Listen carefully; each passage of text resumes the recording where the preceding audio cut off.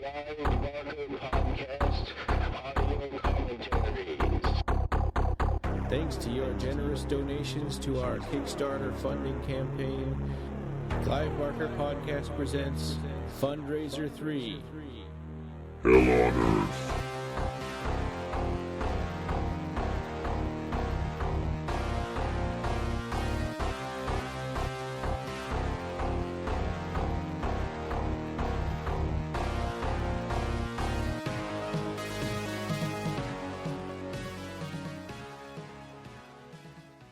All right, well, we're doing Clive Barker's Nightbreed, the director's cut. So if you're following along with us, Jose and I, we have the Blu-ray from Shout Factory. So as you're watching this, we're going to probably see the intro first, and if you're watching it on like Netflix, then you might have we'll have two different start times. So we'll let you know when we're at the Morgan Creek logo and you can start your movie. Yeah. I think the Netflix starts right up on the Morgan Creek logo. Mm-hmm. So cool. It's been a while since I've looked at this movie, ever since the whole Occupy Midian thing. The last time I saw Nightbreed was with you at the Crest Westwood in California. Well, there you go. Same here. I mean, I did see one of the work prints. I had that chance, and I got to see one of the work prints that you might have seen at Mad Monster Party. I don't know. Oh, version 3, I think that was. No, I watched an actual work print. Oh, one of the things okay. That Russell used. So anyway. Oh, okay. Wow. Yeah, like they had it Horror Hound in 2009. Yeah, that's probably one of the things that they posted, that they screened there. It was completely uncut. Very, very, very long slog. Yeah. Sorry, it's just that it was everything in the kitchen sink, you know? Yeah. Anyway, so Occupy Midian did its job. Everybody did its job. You know, producers and Seraphim did its job, and we finally have the director's cut. Yeah. All right, so we're on the main menu of the Blu-ray, and we're going to hit play in 3, 2, 1, go. Okay, there we go. We got a picture of Clive Barker to start with, so just to make sure we're all sort of on track, or some stills and stuff. Yeah, it was nice to see this montage of pictures at the beginning of the intro, because some of these I'd never seen before. I'm guessing they were taken from Clive Barker's archives. And there's Mark Miller and Clive looking pretty well, I should say. You know, a little heavier with age, but still looking pretty good. Yeah. Well, and I think the last time we had seen him before this, his head was shaved, so now he's got his hair back too. That's right. So if you have the making of the film book, there's a very interesting introduction, a foreword, where Clive Barker kind of hints at the problems that were going on with the movie. Because the opening line is, movies change and change and change. And he says, the images that first play on the screen inside your skull as you set pen to paper are subject to constant configuration. And then he goes on to talk about how, movie, and it seems to be so immutable, but at the same time it's transformed in dozens of stages from its way to screenplay to screen. So it was a troubled production. And at that time, he couldn't really come out and trash Morgan Creek because the movie was still brand new. So he That's right. Later on, he talked more in depth about the problems that he had. But yeah, I think back then he had to just kind of say, hint at that this isn't exactly what I had in mind. I'm wondering if this book that I'm talking about, the making of the film by Fontana Books, I think this might have come out shortly before the movie came out. That's what I was thinking too. I was thinking like 89 or something, but... Yeah, here it says 1990 on the copyright page, but I forgot what month Nightbreed came out. Was it February 90? I'm checking it out right now. So let's see. So this intro is about Clive talking to Mark Miller and explaining how the fans and Occupy Midian, and how Mark Miller started looking for the lost footage, which he eventually found. Yeah. Thank goodness for that. Otherwise, we'd be watching a very different movie right now. And now Yeah, he's the talking Nightbreed- about the Cabal cut. Yeah, Which I wish more people would pay attention to the fact that the Cabal cut is not the director's cut. They're two different things. yeah. There's a constant misunderstanding about that. Yeah. So Nightbreed premiered in February of 1990. So there you go. Yeah, right. I win. I don't know what I get. Yeah. but- And I guess this is Clive's balcony in LA. Hey. And is that Beverly Hills? That's Yeah. I think that's the balcony outside of Clive's house rather than his studio house. pretty It looks amazing like it. art. Mark just a minute ago talked about Occupy Midian, which was cool. Hmm.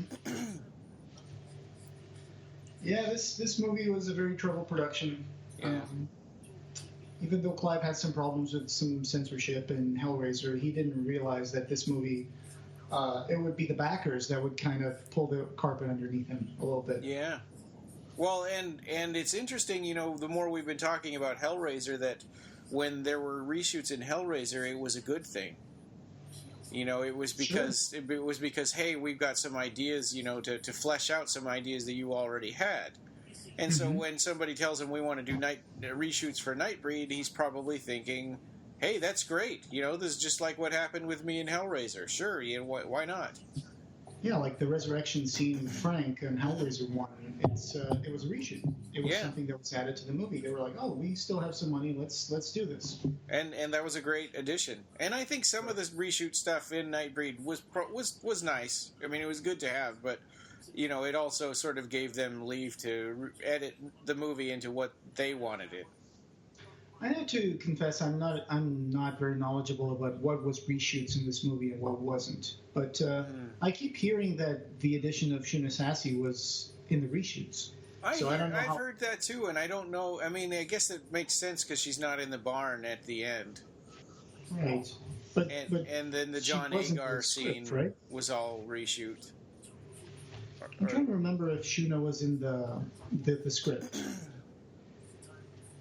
And I don't remember her being in the script. Yeah, I remember somebody talking about wanting. I think Clive actually drew out some designs for some more monsters, right? And that Shuna Sassy was one of them. And I think like Lude and Leroy Gom were added. Yes, I mean, actually, Clive started coming up with some of these monsters, along with Jeff Portis and Bob Keane of Image Animation, before he finished the book, before he even wrote the book. Okay. Yeah, if you go to the Dark Fantastic, here we go. Douglas Winter's. Oh, here we go. Morgan Creek logo is starting right now, so start.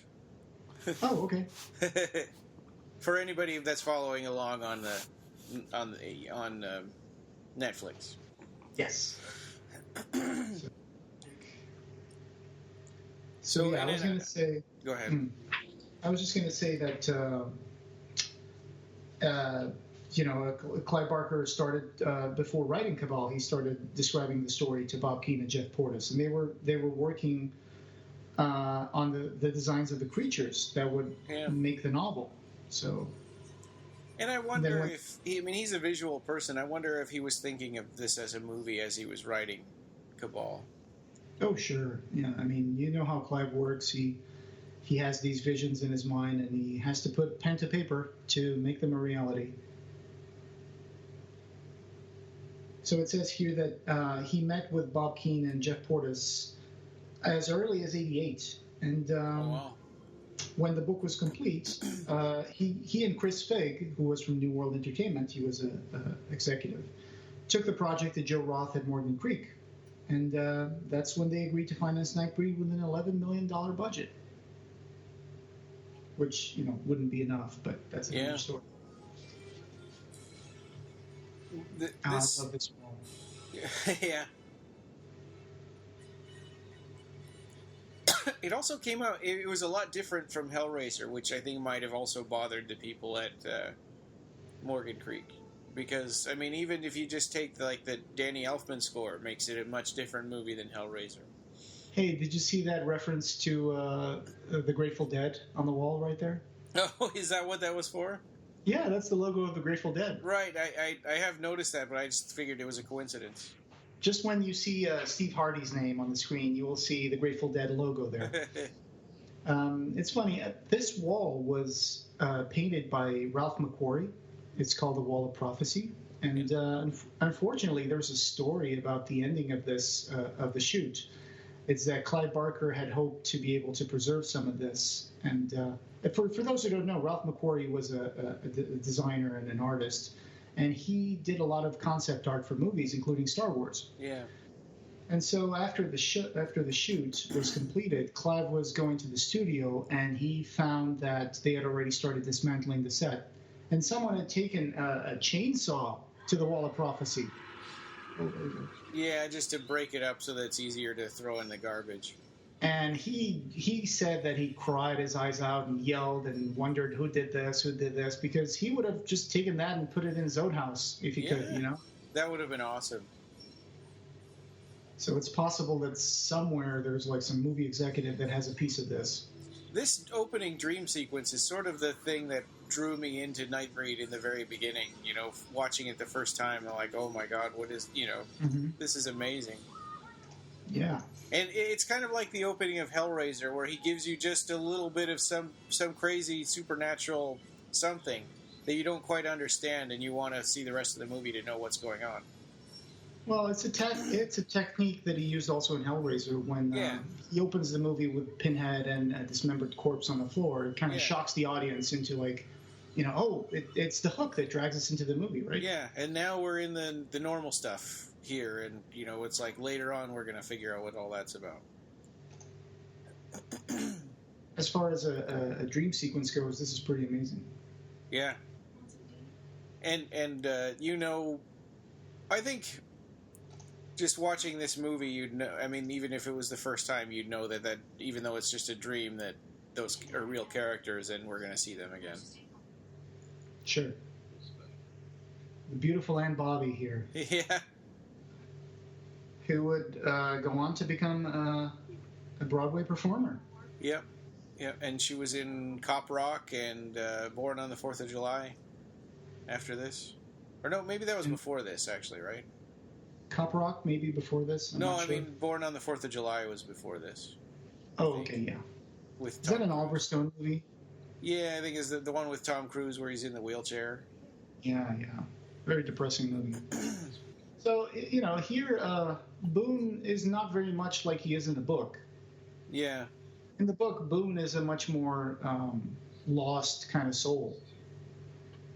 And actually not that handsome, although there's some charm to him, but he doesn't really pay a lot of attention to the way he looks. It says here that in the book that sometimes he would go days without showering and shaving, so... Yeah. Kind of a funky Boone. Yeah.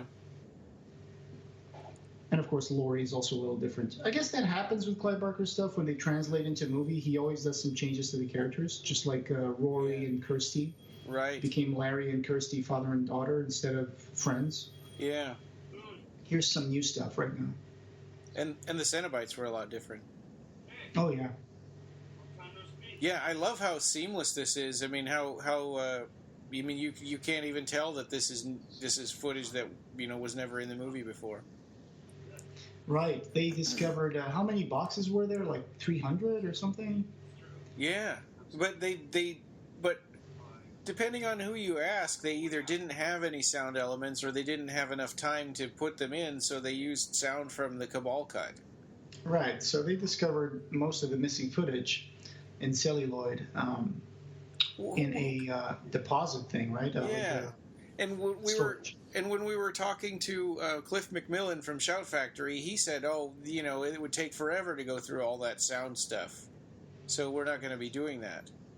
Right. You know, about getting like original voices back in and stuff. Well, I guess we'll leave that one to people who know more about this than we do. And he told us it wasn't in the budget to add the actors' voices back in, except for what was already done in the Cabal cut. But then Mark had, you know, said, "How come you never told us you knew Catherine Chevalier?" And we're like, "Because we already were told that you weren't going to be adding any more voices in." Right. It was a great interview with her as well. I mean, Cliff McMillan was on episode 75 for our listeners who want to go back and listen to that. It's a very interesting talk with Cliff. Yeah. He's the head of acquisitions of Shout Factory. And that happened just after the announcement of this movie, getting into production. So we were just learning, the ins and outs of no, it wasn't that. I think it was after they had discovered the footage, right? That we had interviewed him. Yeah, when they announced that Shout Factory was going to put it together and release it. There was a second announcement that they had just discovered all the film elements. Because in the beginning it was going to be kind of like the Cabal cut.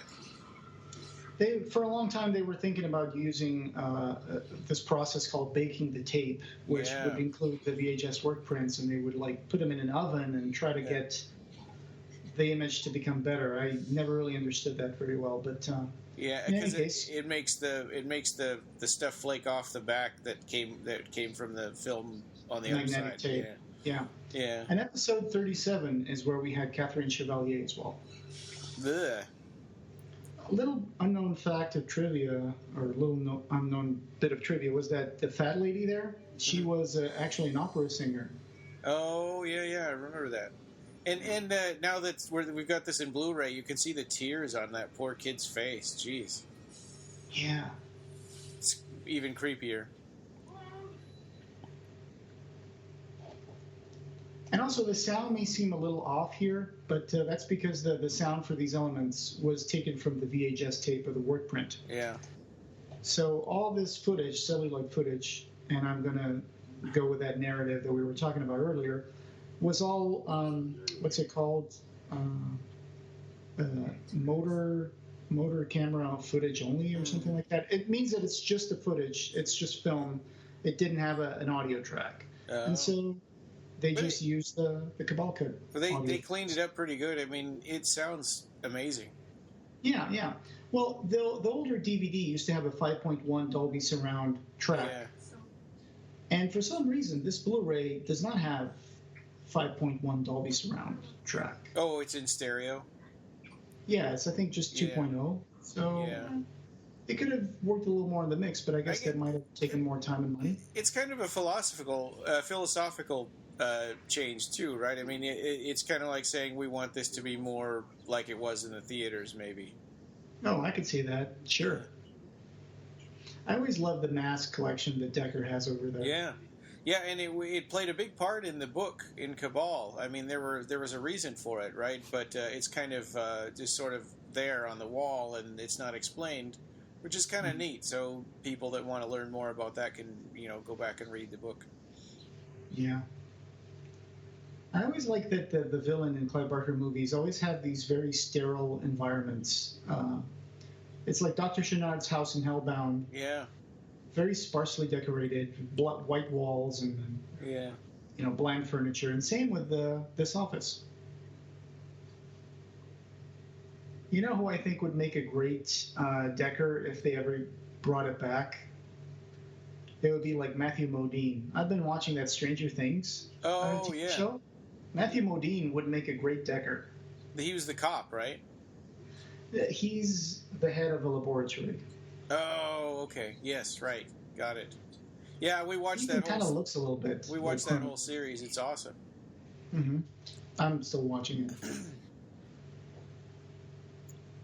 In the book, this scene goes on for much longer, actually a few days, because Decker was trying to trick him into believing that he did those things. So he goes over these murders with him and tries to make him remember all the details by telling him what happened. It's sort of like a hypnotic suggestion, right? That he's in hypnosis and he's describing all the murders to make him think that he did it.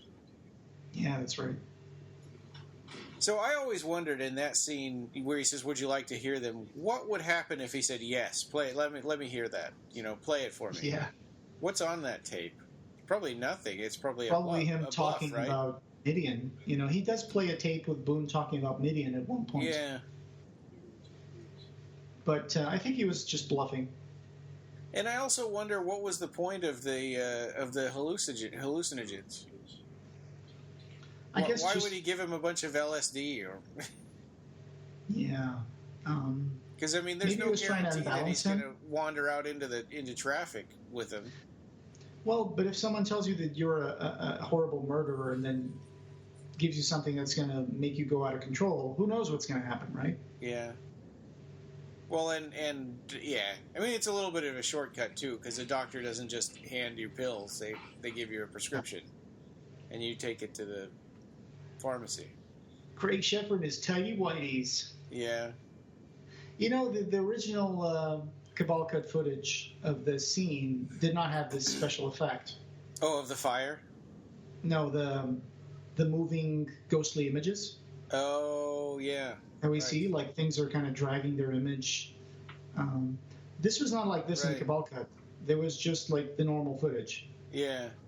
But I think they really did a good job with this. Yeah, it's like they Mark Miller and Andrew put some kind Furtado of because, after effect on it. yeah, and actually makes the scene a little more, Yeah. surreal. Well, and I think it was in '95. I was at a signing with Clive Barker, and I was asking him about the director's cut Laserdisc and when that was going to come out, and what was different about it. And what he said was different was that he sort of hinted that it had a lot more sex in it, which I guess we're kind of seeing. I guess that's this, right? I had always assumed that he was talking about the jail scene, because in Cabal that was that was like the biggest sex scene in the book. Yeah. And also in the jail, when they release him Boone from jail. Yeah. There's That's what I mean. supposed to be a sex scene in there, Yeah, which is actually in the comic book adaptation. Oh, yeah, right, okay. Yeah. Gotcha. Funny thing here, this whole act thing, I think I just saw Nicholas Vince wearing a black cowboy hat. Oh, yeah, right. I think you're a couple of seconds ahead of me. Oh, okay. I'll just pause for 5 seconds. And say that also in this crowd that were not in the movie, there was Neil Gaiman, and there were John Skip, and what's the other guy's Craig name? Spector? Yeah, Craig Spector. And I think Peter Atkins was in there too. Yeah. Oh my God, I love the music video that the editor of the director's cut, Andrew Furtado, did, where he made a music video for the song. Yeah. And it's on YouTube, and I guess we can probably put that one on the show notes. Yeah. And I think we've closed out episodes of the podcast with this song a couple of times. Yeah. And worth noting that Ann Bobby was the one who came up with the name Occupy Midian. Yeah. Yeah, it was our 8th episode of the podcast in Mad Monster Party, and the first, at the time of the first airing of the Cabal cut, or the first public screening, I guess. And yeah, it was in an interview with her on the Friday before they had shown the movie. Craig Sheffer said, if this doesn't get put on DVD, people are going to get upset and occupy Morgan Creek. And Ann Bobby said, Occupy Midian. And she goes, actually, that's a really good idea. I get 10%. I think you recorded that, right? Yeah, that's our episode number 8. Excellent. So that's where, if anybody was wondering where that name came from, that's where it is. Although she kind of repeated it later in a couple of more times, like once at the bar with all the, with the Russell and Mark and stuff, and another time to the crowd at the screening, and each time kind of said it like it was the first time. Yeah. And obviously that put the gears working in Russell's head, and by the time he reached the bar, he was buying the domain on his phone. Yeah. So he had bought the domain name, and I talked to you and Roger, and we got the Facebook group and the petition started. I didn't sleep at all that night. That was just such an exciting night. It's like he got back and we were talking, and we're like, "Oh, come on, let's do this, and let's make this group." And we started adding all the people that we knew to that group, and that just kind of took off from there. I remember my brother yelling or getting really mad at me. "Don't add me! I'm getting all these email notifications now every time there's a message." Yeah. I think that happened to a lot of people at the beginning. The numbers were kind of floating a little bit because there were so many people getting added. And then, Facebook was also a little different at the time. And so we would get all these notifications every time someone wrote in the group. Yeah. Does Facebook even do that anymore, where they send you an email every time you get a comment No, or I think you can customize that now. I So, took that away a long time ago, and I mean, it seems like old fashioned now. yeah, they keep changing things. Did you notice that in the scene where he's hit by the truck, they added it in a little bit with Boone wearing a black T-shirt from the dream sequence? Oh, Yeah, they did that. Like, he looks at the headlights, and then there's this insert of, like, Boone in the middle of, like, a misty area. Oh, yeah, right. Yeah, Yeah. they inserted that in. So he Had a little bit of a hallucination there. Yeah. Here's Hugh Ross, Yeah. which I'm sure looked very different without that fake hairpiece. Great actor. Great actor. Yeah. We interviewed him on the podcast once. Unfortunately, I was not in the best condition to be a good interviewer. Right. And I had just come back from like a stag party, like for one of my friends was getting married. And I think I got home like 20 minutes before we were supposed to have him on. And I just was not in a condition to have a conversation. I guess I was... Do you still have your King Rocker shirt? Yeah, I do. I only wore it like once, maybe. Oh, yeah. I wear mine sometimes, but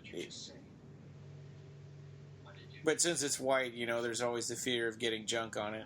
Of course, it looks like Narcisse didn't care about getting his dirty. God, he looks like he's just a bum. Yeah, look how greasy he is, too. I mean, now that we have this in high definition. Yeah. I really wish that that the actual design of that T-shirt came out again, because I would totally buy it, especially if it was that big. Like that's a pretty big print on the T-shirt. The actual T-shirt that came out from the Occupy Midian website was kind of smallish. Yeah. Oh, so what do you think happened to Boone when he got hit by the truck? Because it looks to me like he just got some road rash on his forehead. Maybe just got bumped to the side of the road. Maybe. Yeah, he got out of it pretty unscathed. Yeah. He was lucky. Yeah.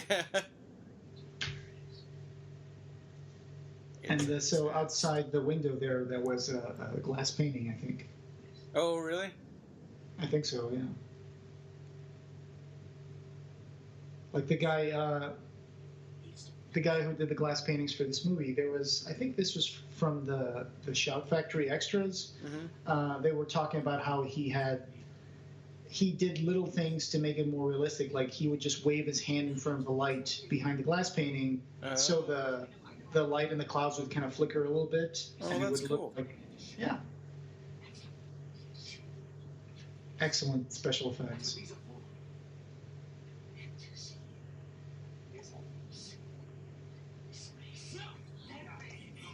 I think I'm a little ahead of you because the doctor is holding him down after he took his head off.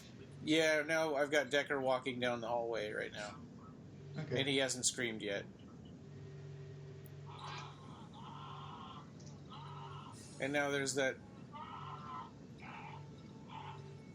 This is where in the theatrical cut there was a woman scream, and they took it out. They took it out because they thought it was weird because it was, it sort of implies shrill. that it was Narcisse screaming, but it was really like a nurse or something. And that never really bothered me because I always thought it might have been a nurse or another patient in the ward that saw what was going on. I did think it was Narcisse. I just thought it was just this unearthly screech. But right. So this is where the Boone's travel begins. So I always wondered there. He says, he's dying. I think he wants to die. So is he a Nightbreed right now, or is he Nightbreed later? And what makes him the way he is? Yeah, well, that's tricky, isn't it? I mean, yeah, because in the book it was a little more straightforward. But the idea of having the tribes of the moon be like united genetically or something, yeah, that opens up a can of worms, in my opinion. Right. I mean, for example, Boone wasn't necessarily a member of the Nightbreed, right? He's more like a messiah. And Laurie's human. Right, and Boone, Boone at this point is still human, but he's Yeah. got a calling, sort of. Yeah, and it's like, I think it works better if you don't think of it as like something that they're inhuman, but more like something that being part of the tribes of the moon is like more like a choice, or for the outcasts. Yeah. That not necessarily inhuman, human as well, but in this movie, I think it works when they make it inhuman. Yeah. But it's weird that Boone and Laurie are human at the beginning, and then they turn. Yeah. That's a beautiful glass painting there again. Yeah. I think, did you notice how much Boone drives down the center of the road and on the left side and stuff? Yeah. What was he doing? I don't know. I guess he's, who knows? Maybe he hasn't been sleeping or eating or drinking. Yeah. But I'm sure those roads have practically zero traffic. Yeah.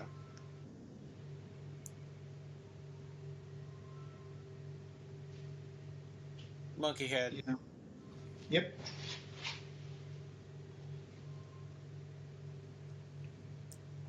Oh, so they had stolen some of these, right, from the Batman set? I've heard that. Yeah.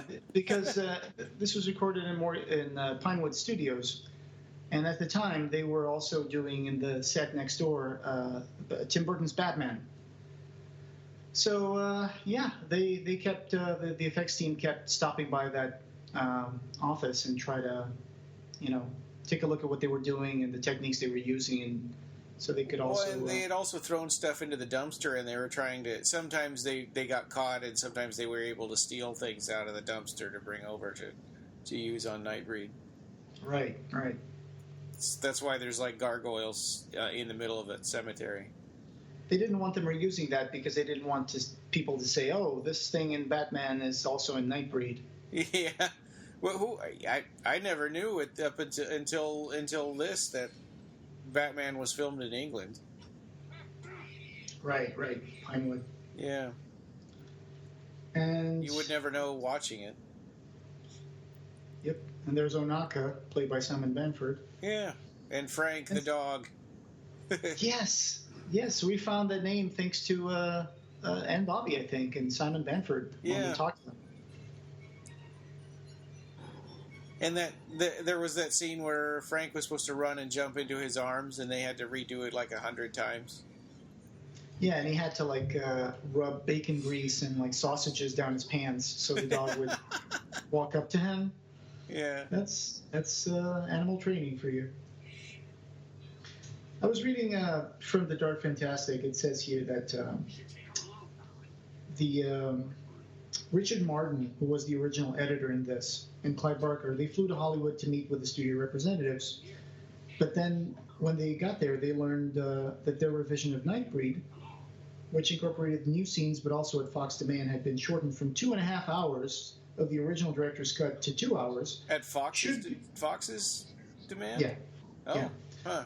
Should be subjected to further radical surgery. Fox demanded that the film be pared down to 90 minutes, with the plot focused on Decker, not the Nightbreed. And then Martin told Morgan Creek, "I don't want to be a part of this. Send me back to England." Wow. And that's when they brought in Mark Goldblatt to edit the movie to 90 minutes. Yeah. You can find an interview with Mark Goldblatt on the Shout Factory Extras. Well, He's a little defensive about it, but Yeah. Well, and it's interesting that, Morgan Creek has been sort of solely to blame for this, for this butchering of Nightbreed ever since the beginning up until, recently. Mm-hmm. But Fox was the distributor, I guess, Yeah. so they also had some say in the final cut. Yeah. Yeah, so they helped ruin the movie. And probably Morgan Creek I would imagine that Morgan Creek kind of rolled over and just went along with whatever they said, but... Sure, because otherwise their movie wouldn't be distributed, right? Yeah. So, awesome scene here, introduction to Peliquin, fan favorite, who was played by Oliver Parker. So, where I'm at right now, he just got bitten and they're running. Yeah. Okay. Same here. And there's Kinski talking to Peloquin. Yeah, and the drummer. I saw pictures of how they shot some of these scenes that we're going to see here when Boone is opening his jacket, and everything starts spinning around, and you see like the walls closing in. That was actually a small miniature set. Oh, wow. Where there were like tombs sculpted in forced perspective, and they were like hanging over the camera, and then they were just had a rig, and they just rotated the camera around that. I think that picture was shown to me by Julian Perry, who was one of the one of the special effects supervisors in this movie.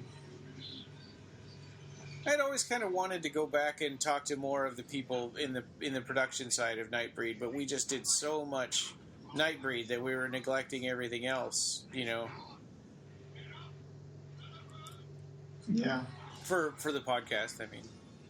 I know what you mean.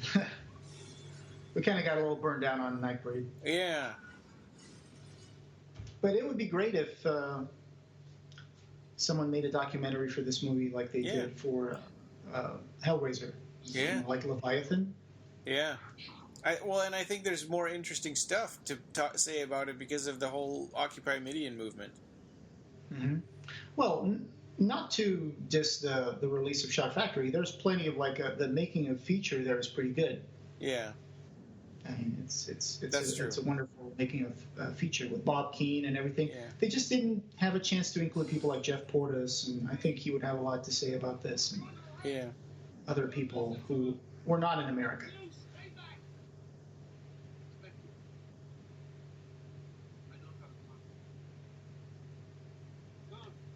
He could just be so sympathetic and then just turn like that into like a villain. It's just, I love Cronenberg's performance in this. Yeah. I didn't hurt anyone. I believe you. They started firing before Decker even got out of the way. Yeah. Oh my goodness. And you can see where all the bullets hit him in high definition now too.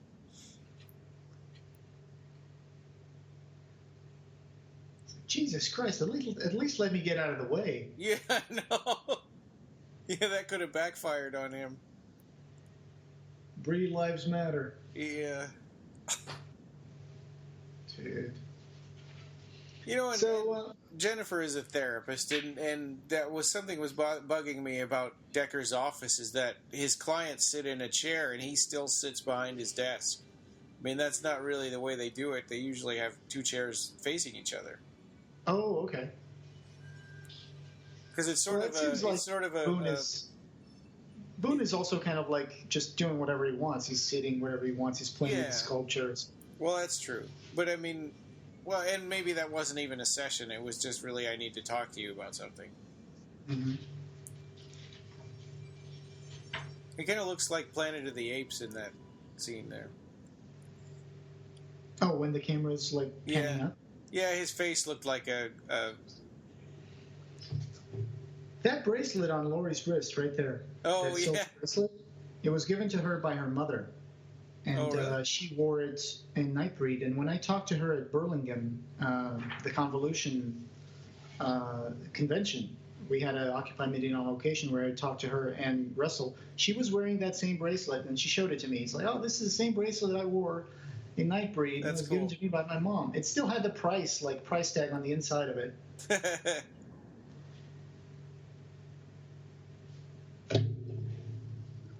I have to say, this interrogation room here seems to be very, very dark, for no reason. Yeah.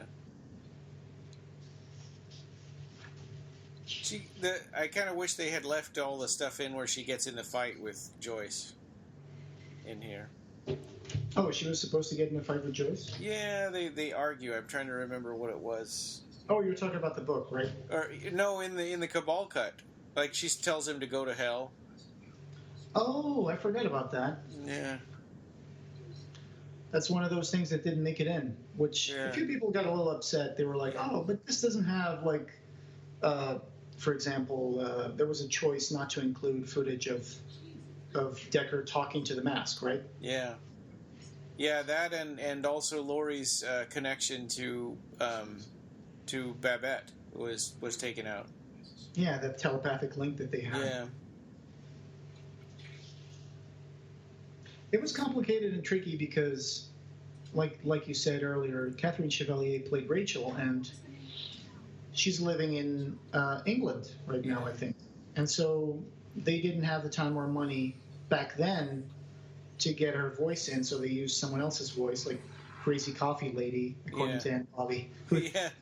Someone who used to do like the voice for some coffee commercials. And now that's why her voice is raspy. And now in this movie, there are 3 different people doing Rachel's voice, because we've got Catherine Chevalier in some parts, and the Crazy Coffee Lady in some parts, and then Vicky Barker, Clive's nephew's wife. Okay. So it was very much done in-house, like this whole director's cut. I mean, it was done with Mark Miller and Andrew Furtado. He was the editor, and he has an editor's journal where he, in his website, where he indicates all the notes that he got from Clive every time they would do something and show it to Clive, and he would say, change this, change that. Yeah. So he was really involved. I mean, he wasn't right there in the editing room, because of his health, but he was really involved as much as he could. Yeah. I think I took Furtado a little bit to task when we interviewed him in episode 81. About some of the choices. And Yeah. But, once they say, hey, Clive told us to do it this way, there's really nothing you can say. And that is a lot of square footage for a secret room. Mm-hmm. I always wondered what was in the background. It looks like a guy with blood coming down of his face. And is it the same picture over and over again? Yeah, I think it is. I like how he can't even smash the tape recorder. It still keeps on playing anyway. Yeah, those things could last a while. Yeah. I used to have a micro cassette recorder. It was really hard to find the micro tapes for it. Oh, yeah. They were expensive. Yeah, and they would only last like 15 minutes a side or something. Here's one of the few pieces of footage that was shot in Canada. Yeah. Yeah, that was another thing that sort of came out to the foreground during Occupy Midian, is like, actually, most of this movie was not filmed in Canada at all. It was all, almost all UK. Yeah. Even stuff like this, and they just got a lot of American and Canadian expatriates to play the to play all these characters. Sure. So the original budget of $11 million for this movie ended up being exceeded, like I was saying, and according to some sources, the final budget totaled well over $20 million. $20 million for the movie. 20 times the budget of Hellraiser. Yeah. You can kind of see it. Yeah. Because there's like 200 different makeup designs, 200 monsters in the movie. Yeah. That didn't come cheap. And does this bar look like the same set that they had for when she was singing Johnny Get Angry? I mean, sure. Now she's in the bathroom, but... I'm not sure. It could be. Yeah. It would have made more sense to reuse it. That's a really sympathetic character. Yeah. I wish she had more screen time. Cheryl Ann she's really sad. Well, it looks like she's a smart gal, but she lives in a podunk town, so there's not really much of a future for her there. Yeah. That's the vibe that I get from Cheryl Ann. Like she would really like to find someone who would treat her right and take her away from what is it supposed to be? Sheer Neck? Yes, right, Sheer Neck. I don't even know if that's a real place. No, it's not. Dwyer is real. Yeah. My dad worked for a while in Peace River. Oh, really? Yeah, he did. He worked on a construction site there as a manager. Oh, wow. Yeah, I wish that we saw a little more of Cheryl Ann. Yeah. Well, there is a little more in the Cabal cut. There's a scene where they're leaving to head out to Midian, and she's like, "Oh no, wait, I need to stop for some aspirin," because she had a hangover. Oh, right. Okay, yeah. And I think that's not in this. I mean, it's sort of superfluous, but I always liked all those little extra bits. Mm-hmm. And she's sort of so desperate to find somebody that, to sort of take her away from her boring life that, Nice denim outfit. Because it seems like Curtis, I guess, is, I don't know, Curtis the banker probably wouldn't be super believable. Yeah. Yeah. I see your point. Oh, and here we have this awesome sequence where we go underground. Yeah. It's weird that they have like a mummy there. Yeah, and it's like a weird sort of cross section. Like they just tunneled, or I guess it was Baphomet that made Midian, right? He just tunneled straight down and cut through bodies and caskets and stuff. Well, I always saw this as more like a cut, but just for the audience to see that we're going down under the ground. Oh, okay. I'm not sure if that was supposed to be... Yeah, maybe right, like a cross-section, but it's not really yeah. Like when they go from one room to the other and we cut through the wall. Yeah. We know it's a set, but it's supposed to be a house. So I think that was what they were trying to do here. Do you think that it's confusing to see this movie for the first time and go, why is Boone alive? No, probably not. I mean, everybody knows about werewolves and stuff. Well, we do see the special effects on his wounds and stuff, and his muscles start moving. That's true, and his escape from the hospital is sort of implied, or from the morgue. I mean, it would have been very comedic to show him naked, like jumping out of the window with like his jacket and There's Shuna Sassy, Christine McCorkindale, which was also she was also on our podcast. Yeah, with Michael Plumides. Yeah. She was a dancer, and there's a lot of roll B footage of her dancing and stuff, and with Peliquin in the extras of the Shot Factory release. And it's pretty nice. Awesome stuff. It's nice hearing Doug Bradley's voice. Yeah, and we have to thank Russell Charrington for that, because he was the guy who, being friends with Doug Bradley, he got him into like a studio room when he was doing the Cabal cut, and he said, well, let's do Doug Dub. And so they did the Doug Dub, where they redubbed some of these scenes. Yeah. So 90% of Lylesburg's voice in the director's cut is Doug Bradley, but there is a little bit that's still the German guy. Mm-hmm. Yep. And that was something that Doug Bradley always mentions in interviews, that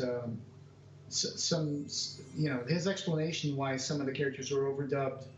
He says, and I quote, this is going to be explicit, but some fuckwit producer obviously fell out of bed one day and thought, hey, Lylesburg, he's German.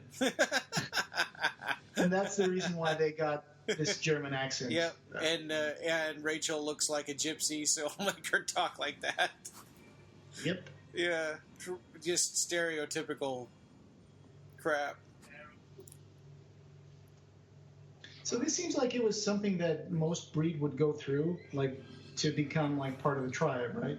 Yeah. It's like being anointed or something. It's like a Holy Communion kind of thing. Yeah. So, and apparently that I mean, if somebody's not worthy, right? Does that blood just kills them? Hopefully, I guess. I don't know. Gooble gobble, one of us. Yeah. I have never seen that movie. I've been meaning to. Oh, the Freaks? Freaks, yeah. Yeah, it's pretty good.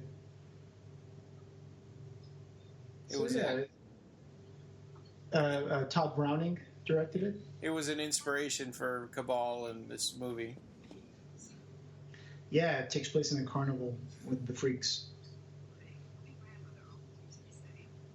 I think you can see some of the guys in the bar last night and today, like the guy in the background, I think they're wearing like those rodeo hats. Yeah, right. Yeah.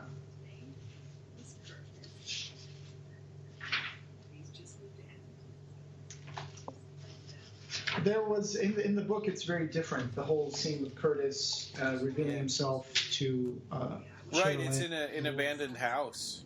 Yeah, it's like he sets a date for like this restaurant, and they get there, and the restaurant is boarded up. Yeah, yeah, crazy. Yeah, So here they just skipped over the aspirin scene. I think this makes a lot more sense that it would happen in Midian. Yeah, right. Yeah, cinematically, it just moves the story forward a little more. But that was creepy. I mean, to she gets there and it's an abandoned restaurant, and Cheryl Ann's kind of like, is this a joke? Why are we here? Oh, another thing is we do have some of the original drafts of the script for this, and I was looking at the making of the film book. Comes with a draft of the script that might have confused fans for a long time because the script is closer to this version now than it was to the theatrical. And Shuna Sassy is in this version of the script. Oh, okay.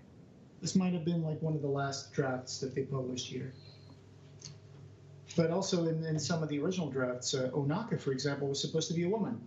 Right. And then they changed it to have Simon Benford.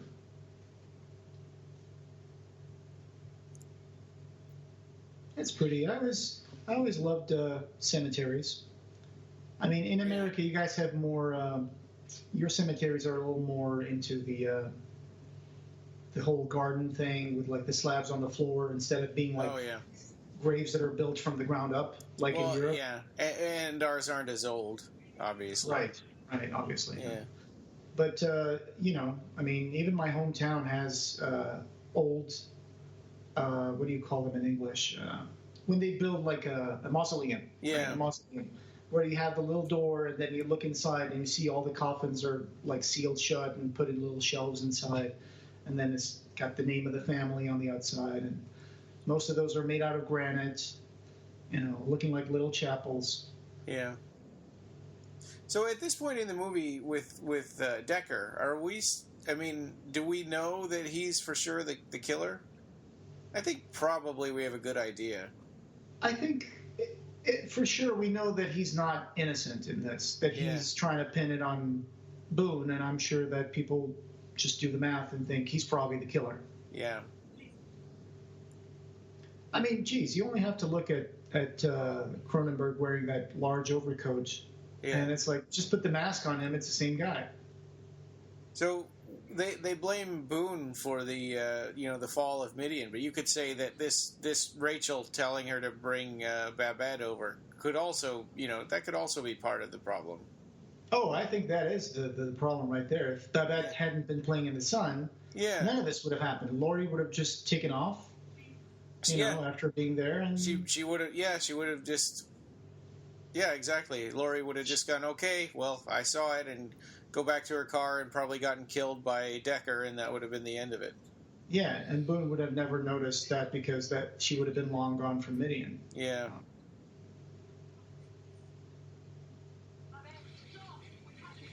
It's I remember there was a guy from Australia. He was one of the guys who was involved with the screenings, and I'm not talking about Steve Dillon. I'm talking about Brian Craddock, who was also one of the authors in Midian Unmade anthology. Came out. He made a replica of Babette for the screening there in Sydney, Australia. Right. Yeah, there were lots of people taking photos with it and posting it up on Occupy Midian. It was nice to see that. Yeah. I think people forget that the Cabal Cut toured all over the world, not just the U.S. and England. Yeah, there were like, 40 screenings or something? Yeah. All over Europe, and then there was Mexico and Canada and Australia. Was there Japan, or I think they just were talking about it? I can't remember. I don't think they did Japan. Yeah. Germany, Italy, France, Paris. Yeah. There was a big Empire Magazine sponsored screening in London. Yeah, and the light box in Canada, and I think was David Cronenberg at that one. I don't remember. Yeah, I can't remember either. No, well, no, because we had a recording of it, and we didn't have anything with David Cronenberg. Right. So Babette, there were two twins who played Babette. Yeah. Which I guess is useful because that way, if there's limitations on the number of hours a kid can work, then if you have twins, you can just replace them with the next twin. Swap them out, yeah. Yep. And I think one of them was, I remember hearing from the effects team that one of them was very quiet and she was real easy to put makeup on. And the other one was a little more restless. I always wonder how parents tell their kids apart when they're twins. No, there's all sorts of like little things that they'll notice. I think it's creepy when they dress them up to look the same and make their hair to look the same. That's a little creepy. Yeah. Yeah, it's like, well, and they're making it even harder to tell. They should give them different haircuts. Sure, yeah, that's an easy way. I mean, I'm not going to go in a tangent here, but it's like, what about when they're born in the hospital? How are you sure that that one was going to be twin number 1 and that's twin number 2? All right. Yeah. Yeah, and when they gave them the names, like, how do you know which one was originally given that name? And I guess it doesn't really matter. Yeah. But this scene here, Lylesburg in the book was supposed to be very different. He was more of a mysterious guy who kind of controlled the shadows. Yeah, and I think he was supposed to be sort of like cool and more badass than what he is like in the movie. More, instead of being like a monk. Yeah. Yeah, and now he's an old guy that threatens everybody and, makes him feel guilty for not breaking the law. Yeah, as far as characters goes, he's not very likable. Yeah. He's very hesitant. Yeah. It's like he's supposed to be the leader, but there's moments when he should be leading his people, and he just seems like he locks down. He doesn't know what to do. Yeah, he's only a leader in making people not get into trouble. That's like.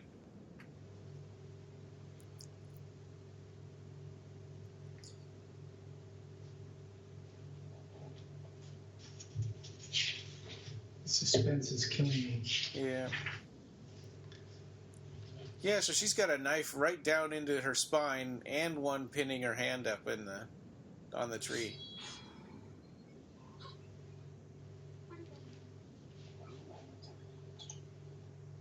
So for those who don't know, Simon Sacy, who we've talked about recently in the podcast, he kind of helped design the Decker mask. Yeah. He's also the same guy who made the Hellraiser box, which is pretty iconic, and for there's a lot of fans of Nightbreed that are in it for the slasher character, and they love Decker. Mm-hmm. Sure, just like people love Michael Myers and Jason. Right. He does appear a lot, and especially on the pictures on DeviantArt of people making like they make this image with like Jason and Pinhead and oftentimes the Dr. Decker will be there as well. Yeah. I always think it's funny when they're like, which one would win? And they'll have like Decker and Leatherface and Pinhead and Michael Myers. They're like, well, a couple of these are just people that are crazy. Yeah. And in Duels of Blood, Decker was defeated by Cabal. Yeah, that's right. Very appropriate. Yeah. So in the Cabal cut, the last couple of versions, this had screwed up sound, this scene. Yeah, one of the voices went down in pitch, I think. Yeah. It was like slowed down. Yeah, Boone was like, he's gonna butcher her. Yeah. It was weird. Yeah, and and in that scene, obviously they gave up on using that sound because they went back to the theatrical cut scene instead of using the scene from the Cabal cut. Minor peeve of mine is that the knife that Decker's holding in this scene seems to be really old and looks, oxidized and Oh, you mean the big one one? he stabbed him with, or the big one? No, the big one. Yeah. But then when he is fighting Joyce, when the attack on Midian begins, that knife is so clean and so sharp. It Yeah. really looks like it's sharp. This one just looks like it's made out of rubber or something. Yeah.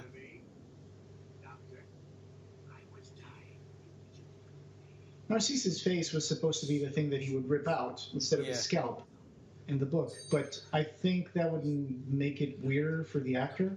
Yeah. And So I Clive guess Barker thought it was sort of nice to do a reverse Frank, where he ripped off everything else but his face.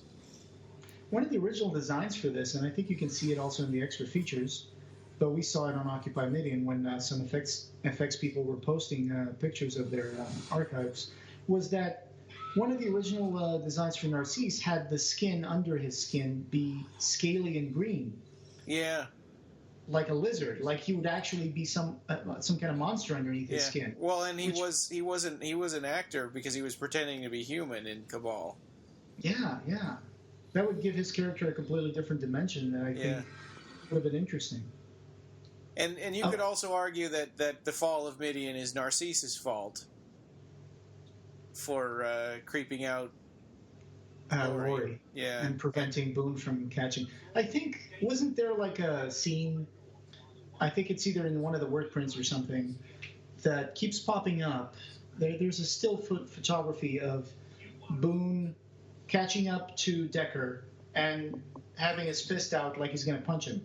Yeah. And I think that scene was shot. I think I remember seeing that in the work print. Yeah. But they didn't include it here. Yeah, I love that they put this scene in. Mm-hmm. Where they explain what Baphomet is. There was more. His blood is volatile. Yeah, right, and that he's a statue, but. The only thing I don't like is it makes it look like Boone can just hop along from when he's talking to Lylesburg down to the Tabernacle, and then when we see Laurie do it, you have to go all the way down through Midian. Yeah, that's right. He just sort of teleported over to Baphomet as soon as his name got mentioned. Yeah. Kind of smells like your head. Yeah. You know, they have to work with what they had. So it's not like this was done like a year after where they could have just gone back and maybe have some reshoot or something. People had a lot of fun decorating this guy's shack. Yeah. That's a lot of junk there. I know. Well, and what is this place supposed to be? He's got a cash register. Is this a gift shop or something? It doesn't look like it's anything. And he's got like a bait shop / fuel place. Yeah, I don't know. Yeah, like for fishing stuff. Like he's wearing like a fishing hat, right? Yeah, and there's like a little rubber frog with no head on his hat. I remember my parents having those little cocktail plastic forks that he had. Yeah, you showed me one of them, I think. Yeah, I have one that's just like that thing. It's just like that thing. And it came from Canada, too, so it must have been like something that was popular. And all those weird dolls hanging upside down, and he's got Christmas lights for no reason. Yeah. Hey, the Christmas lights now remind me of that episode in Stranger Things. Yeah, I was just thinking about that, too. Yeah. Yeah, that show gets really good by the end, too. Uh-huh. It doesn't. It actually seems like it's wrapped up. Like they may not come back to it, but I don't know. Mm-hmm. You know, behind there's a part where he's walking around, and I see like there's a cross, and there's like one of those host receptacles that you see in churches that look like a sign. Yeah. I have a skull, a plaster skull that was used in Midian. Oh, really? Yes. Huh. I bought it at eBay, but unfortunately, being a plaster skull, it broke. Oh. So I had to glue it back together, and But hey, it's just a curiosity. That's cool. Is it in Portugal? Yes. It's still there. So now she's got her crazy coffee lady voice. Yeah, because this scene, I guess it was hard to change it to the Catherine Chevalier voice. Yeah. That would have required more editing that probably they didn't have time. Do you remember how long they worked on that director's cut. I think it might have been like a couple of months. Yeah, it was like 2 months, I think. Yeah. I would have been okay if they took longer, but I mean, I guess it's money. Also, I guess they kind of announced that it was going to be released by Halloween. Halloween or something. Right, because they started on it in July, I think. So they kind of pushed themselves into a corner with that announcement, I guess. Yeah. Well, and they didn't start editing until they found the footage, which was sometime later. Yeah, so they had to go back to square one. Yeah.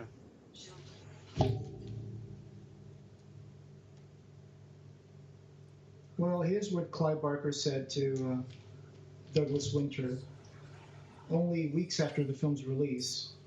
He was saying, I labored for a year to put this movie on the screen. In my painting and my writing, I am in complete control of what I do. In movies, I'm giving myself over to people over whom I have no power whatsoever. When I started making movies with Hellraiser, I did it to get power over the product.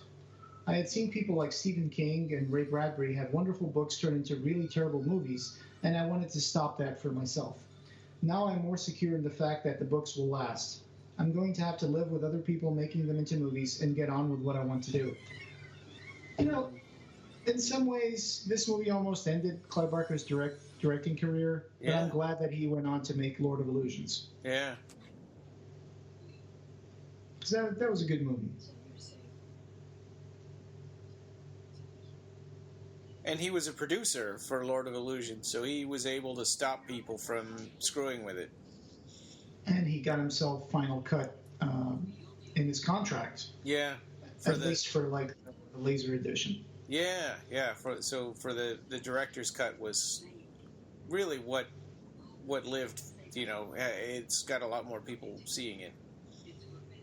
Yeah. After this, I mean, it says here that he was not in great shape, but I felt like I'd lost it. I felt like I had lost the battle.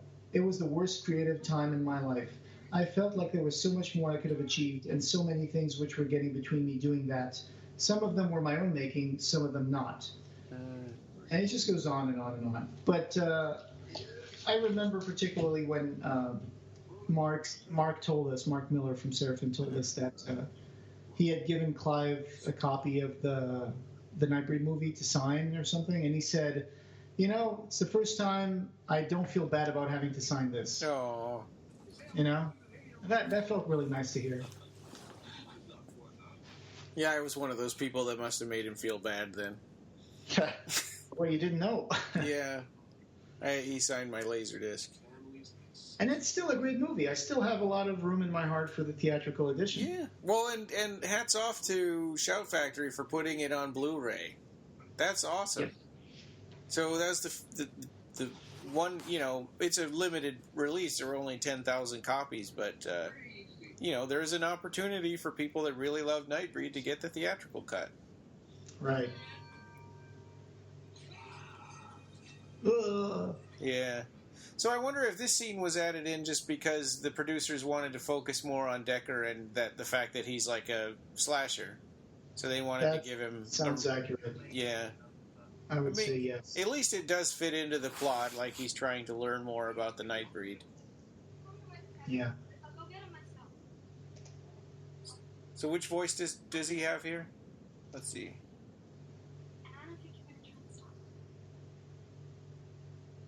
He's like, yep, you're right. I'm not going to try to stop you. And Onaka here is like, Yeah. I'm not gonna let you go through. Okay, you can go through. Yeah. It's like they're afraid of Lori. I guess she Yeah. represents like the natural world. Yeah. Except And this Peliquin's is- not afraid of her. Right. Got So- some stop motion animation here. Yeah, and so this scene got re-edited. So it's interesting to see what people, you know, different interpretations of how they did the music.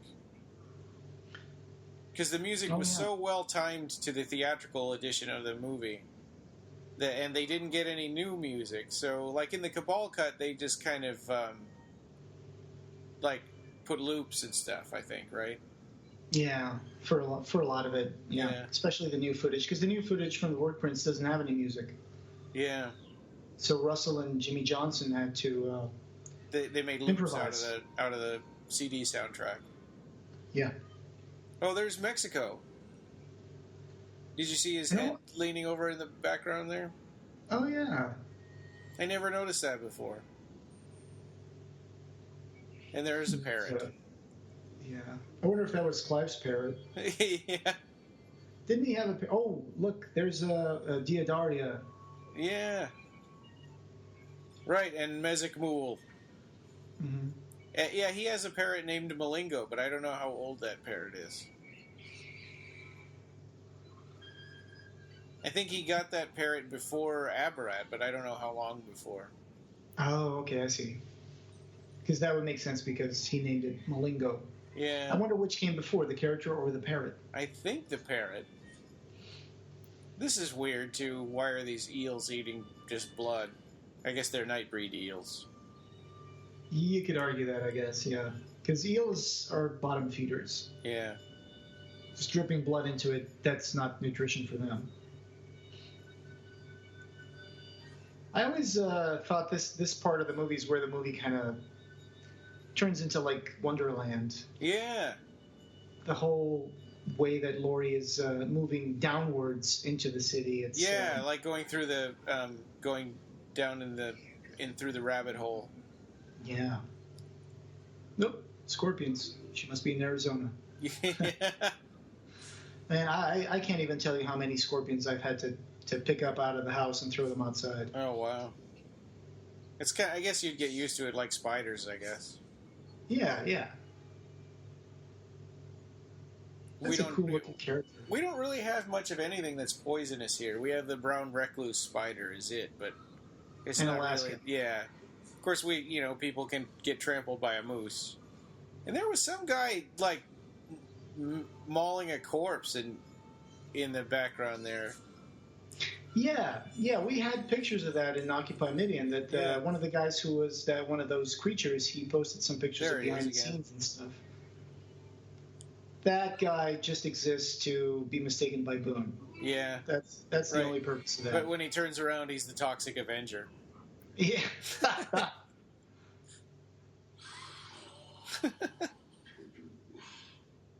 I think when he gets in her face after he sticks that thing in his chest, it's like he looks really intimidating. Yeah. Damn. Harlequin is one of the best characters in the whole movie. You have to wonder what all these guys eat and how do they live? What do they do? I mean, they just can't just sit around in Midian all the time. Well, if you read the Nightbreed Chronicles, and I know you have that copy of that. Yeah. There's a lot of those creatures. Like there's one supposed to be what's the name of it? It's like this. It's green, and then it's got these like bumpy things all over her skin, and it's rumored that she lives in Midian, and she hugged the last of her tribe, and so she thinks that the cells of the last of her tribe are still on her skin, so she's never bathed or moved from that spot ever since, and she thinks that when she dies, her whole species will sprout again from her body. Oh. And that's the kind of stuff that Clive Barker writes in the Night Chronicles that I just think it's pure gold. I love that Eigerman has a portrait of himself in his office. Yeah, a giant one. Yeah.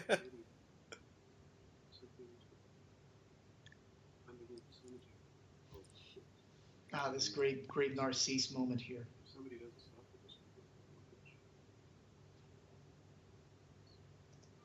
Oh, I think I'm ahead of you again. Yeah, and Laurie's just walking down the steps right now. Okay. You may not be good looking, but you'll do fine. Yeah.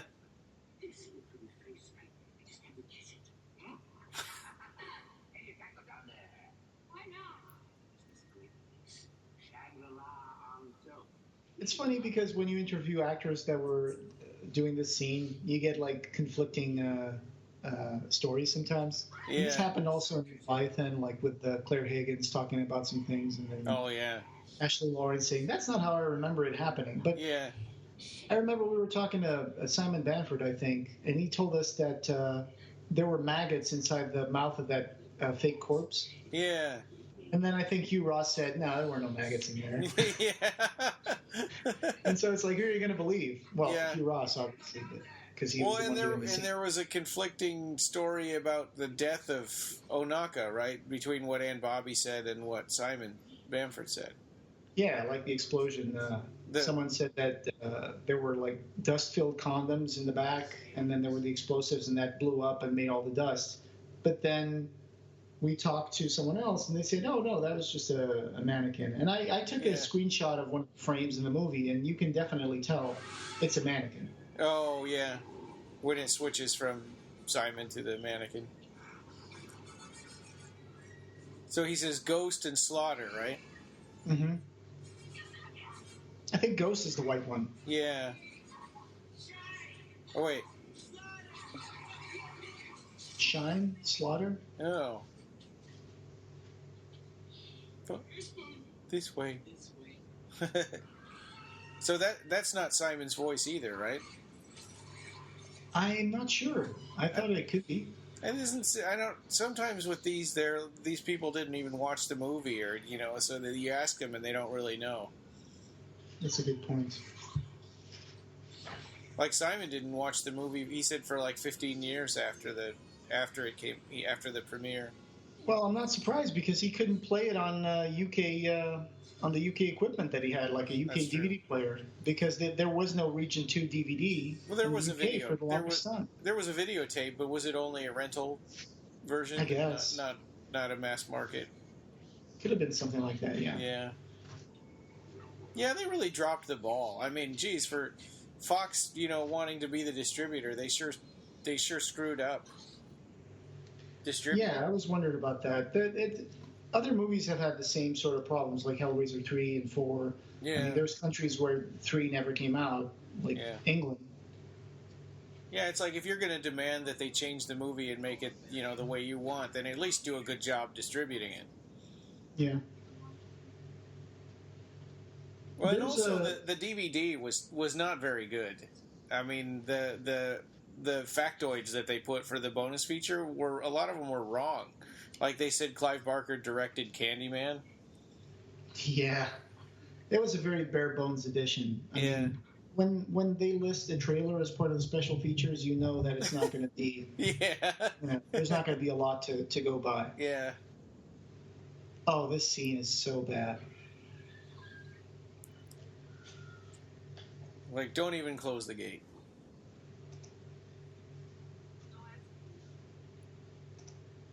This scene with Arnie. Oh yeah, didn't we talked about this before, that we discovered, or I think I had seen that she was an actress in what is that TV show with the bikers? Now I can't think of it. It's a recent TV show, and she was the boss for one of the characters. Oh, okay. Oh gosh, what is that show? Sons of Anarchy? Yeah, Sons of Anarchy. She's an actress in Sons of Anarchy. There you go. Funny thing, I'm going through the script at the same time as we're watching the movie, and I just saw that Onaka in the script, when he addresses the berserkers, he was supposed to call them fat asses. Oh, really? Yeah. And again, this scene is not in the script. Oh yeah, it's a reshoot because you gotta get more killing from Decker. Yeah, that makes sense.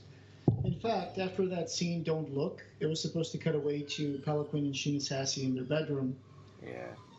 And then there would be that conversation that they would have. But Decker investigating and killing people, and when he's done investigating, isn't really his MO. I mean, if you think about he likes going into families' houses at night and killing them all. Yeah. I guess here it was just because he expected Laurie to come back there. Mm-hmm. Maybe he was trying to get Laurie. Yeah, but killing everybody in the hotel doesn't really. I mean, it seems like he's really ramped up his operation. Oh yeah.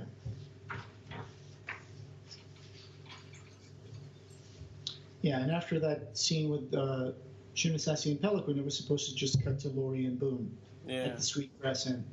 So that whole scene with the hotel clerk, that's not part of this. That was a reshoot. Funny thing is, those two guys in this room that have been slaughtered making a card castle, Mm-hmm. I think that's supposed to be Craig Spector and John Skip, Oh, okay. splatterpunk writers. And they got made up into Nightbreed that weren't actually used in the movie, right? Mm-hmm. Just like Peter Atkins was also supposed to be part of a trio called the Cycle Slut Sisters. Yeah. You could find some of that footage in clivebarker.info on Anatomy of a Scene, Nightbreed. Somebody actually went to the trouble to make this card castle. I don't know if you've ever tried to do that, but it's really, really hard. I've tried making a card castle, and I think I've succeeded, but never that big. Yeah, that's huge. Huh. Can you imagine? I mean, all the stuff they had to do in this scene, and nobody could disturb that card castle until it's time to knock it over. Maybe they had two. One of them was like glued together. Yeah. Because that would have helped a lot. That makeup is really awesome in this profile scene here. Yeah. I'm just coming up to it right now. What is it? I don't want you to see. Get out. I'm not going to leave you. Yeah. That's a great shot with the glowing eyes. Yeah. And those ridiculous Buffalo Days hats. Yeah, and his makeup, with all the spirals and stuff, is so much clearer now in high definition. Uh-huh. I think Clive took inspiration from some Maori tribe face carvings, scarifications.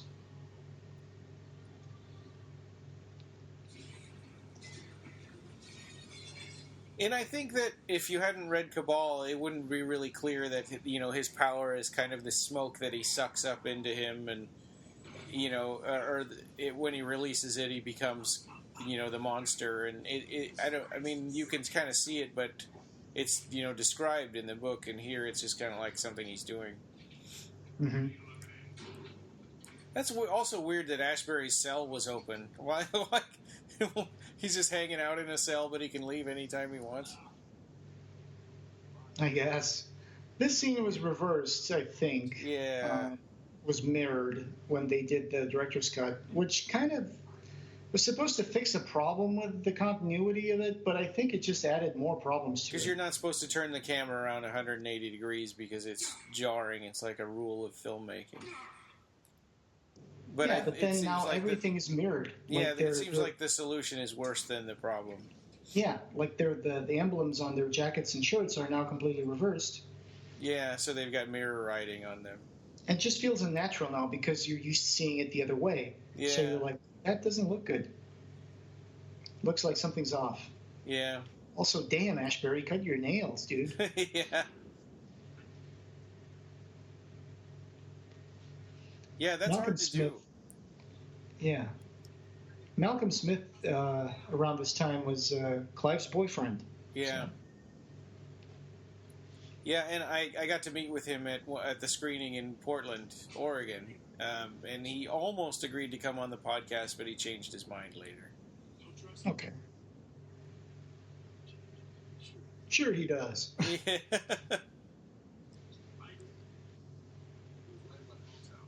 Igerman. I think there's some sort of symbolism in the name.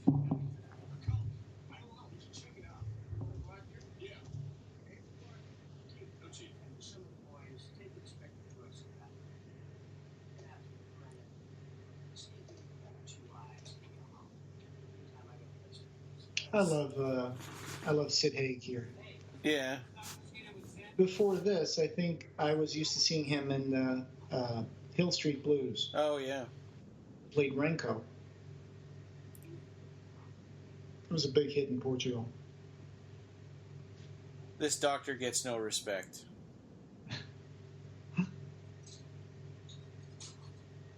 Well, obviously the doctor would probably think that there was something wrong with the stethoscope Yeah. because he's not dead. Obviously, he just leaves the stethoscope behind too. Yeah. Yeah, because he touched a corpse with it. Yeah. I didn't notice it says "fuck" on the wall there.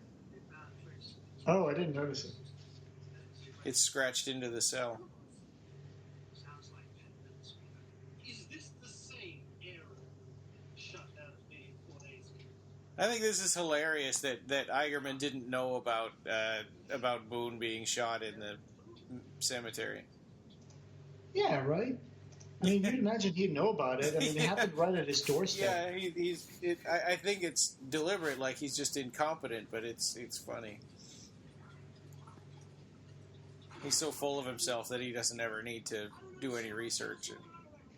There's another commentary track made by Andrew Furtado and Mark Miller for this director's cut, and it's really funny because in it you hear like anecdotes, little things that they started doing with each other when they were editing this. Yeah. One of them was they were making fun of that line from Eigerman, like, "What are you talking about?" Like from the press conference. Oh, yeah. Yeah, and they were like constantly saying that to each other when they were editing the movie.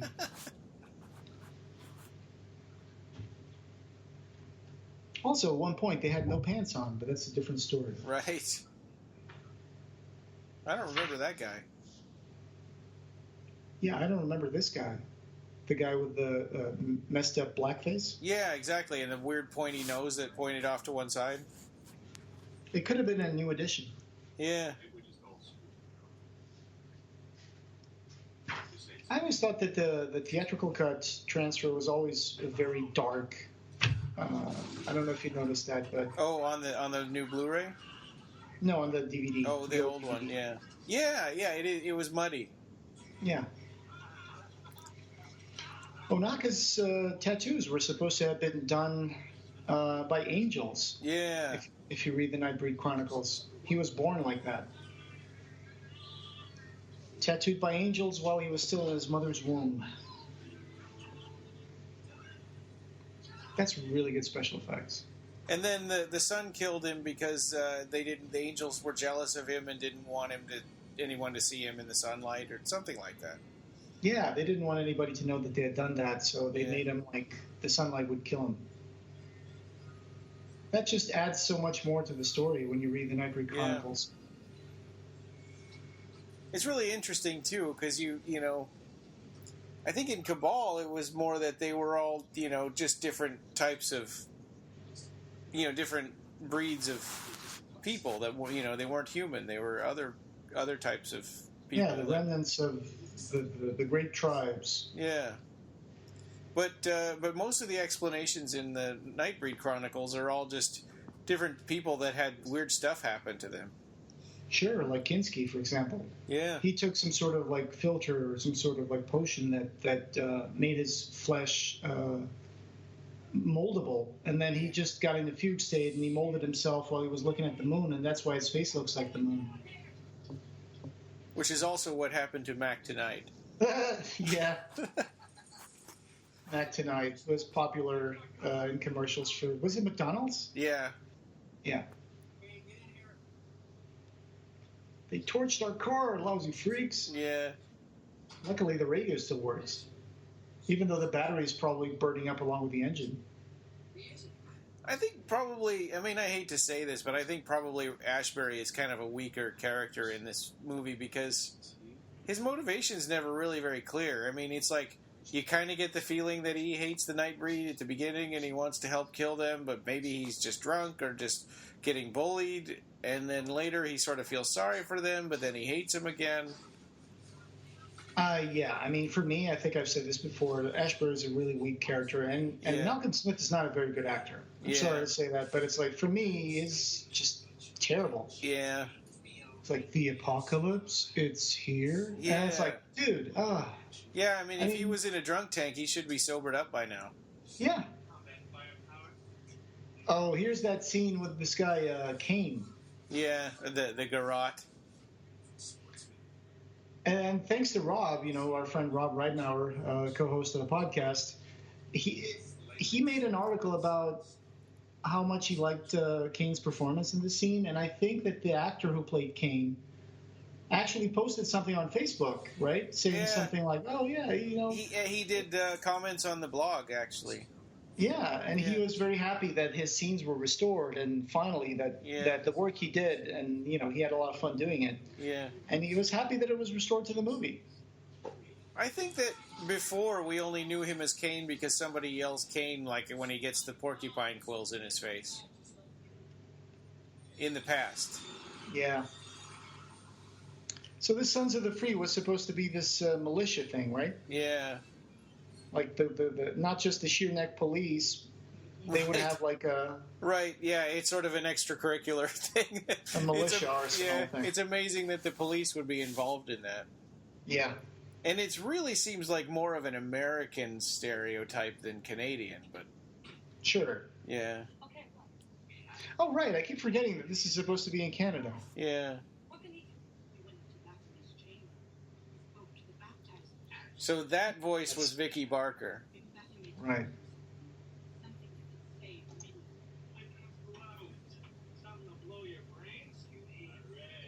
Sweet looking ride there.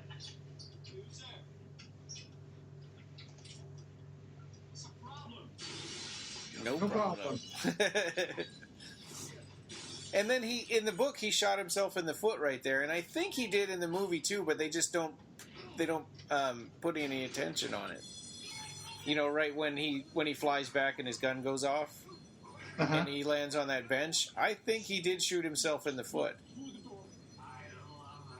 Probably. Yeah.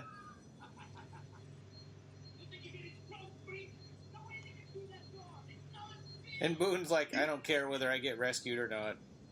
People seem to enjoy that scene, I love a coward, a lot.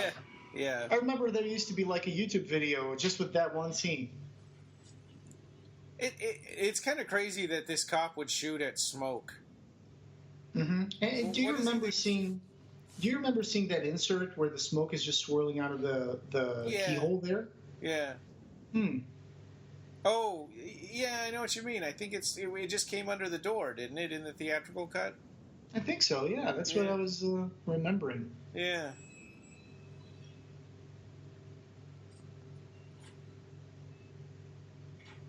Yeah, I need to start talking more because I was just getting enthralled by the movie again. Yeah, it's easy to get sucked in a movie that you like, Yeah. It's fun to do these for the good movies. We did like a good 10 of them that were bad movies. So it says right here in the Dark Fantastic that Clive met actor Malcolm Smith at a dinner party in Los Angeles during the film's pre-production. So I guess that's how he got in the movie. Yes. Well, and I guess probably with the original ending, this in this director's cut that Ashbury is supposed to be the villain that comes back later. Probably, rightfully, the producers weren't really excited about that. Yeah, I could see that. If Malcolm's not that great of a character, I mean, Ashbury's not a great character in this movie because of the portrayal. No time for hoochie coochie. Yeah. Right, and but there was time for it in the book. Apparently, there was, yeah. Yeah. I guess the police station only had 2 police officers. Yeah, everybody else was in the Sons of the Free. What if a cat got trapped on top of a tree? Yeah, yeah. I think the fire department maybe is supposed to deal with that. Yeah.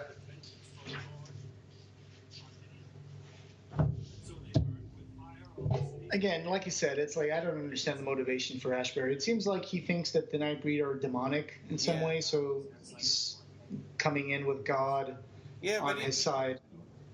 But he says he doesn't believe in the devil, so it's like maybe he thinks that this is a sign of the apocalypse. Yeah, it's really strange. I mean, what is he even doing here other than maybe Eigerman bullied him into it? Blessing the guns or something. Yeah, I mean, in the book, Uh, they were. I didn't notice that before, that they were shooting up that little globe for no reason. Oh yeah. There's several different designs for the gates of Midian on the making of the film book, where you can see different, like, one was supposed to be a globe, the other was supposed to be like a demon sitting on top of a planet, and stuff like that. No, you're not listening. It's wrong. It's sacrilege. This is holy ground. So why is he saying this is holy ground? Because it's a cemetery. Oh, It's supposed to be consecrated ground, right? yeah. That's why in the old days, when someone committed suicide, they wouldn't allow them to be buried in a cemetery, because it was considered hallowed ground, and suicides weren't supposed to be buried in hallowed ground. Yeah. So The thing is, Midian was supposed to be the cemetery of a separate city called Midian. That was just a cemetery. Yeah. It was like a gold rush place. Right, Midian wasn't a cemetery name. It was just, that was the cemetery by the town of Midian. That was a ghost town. Yeah.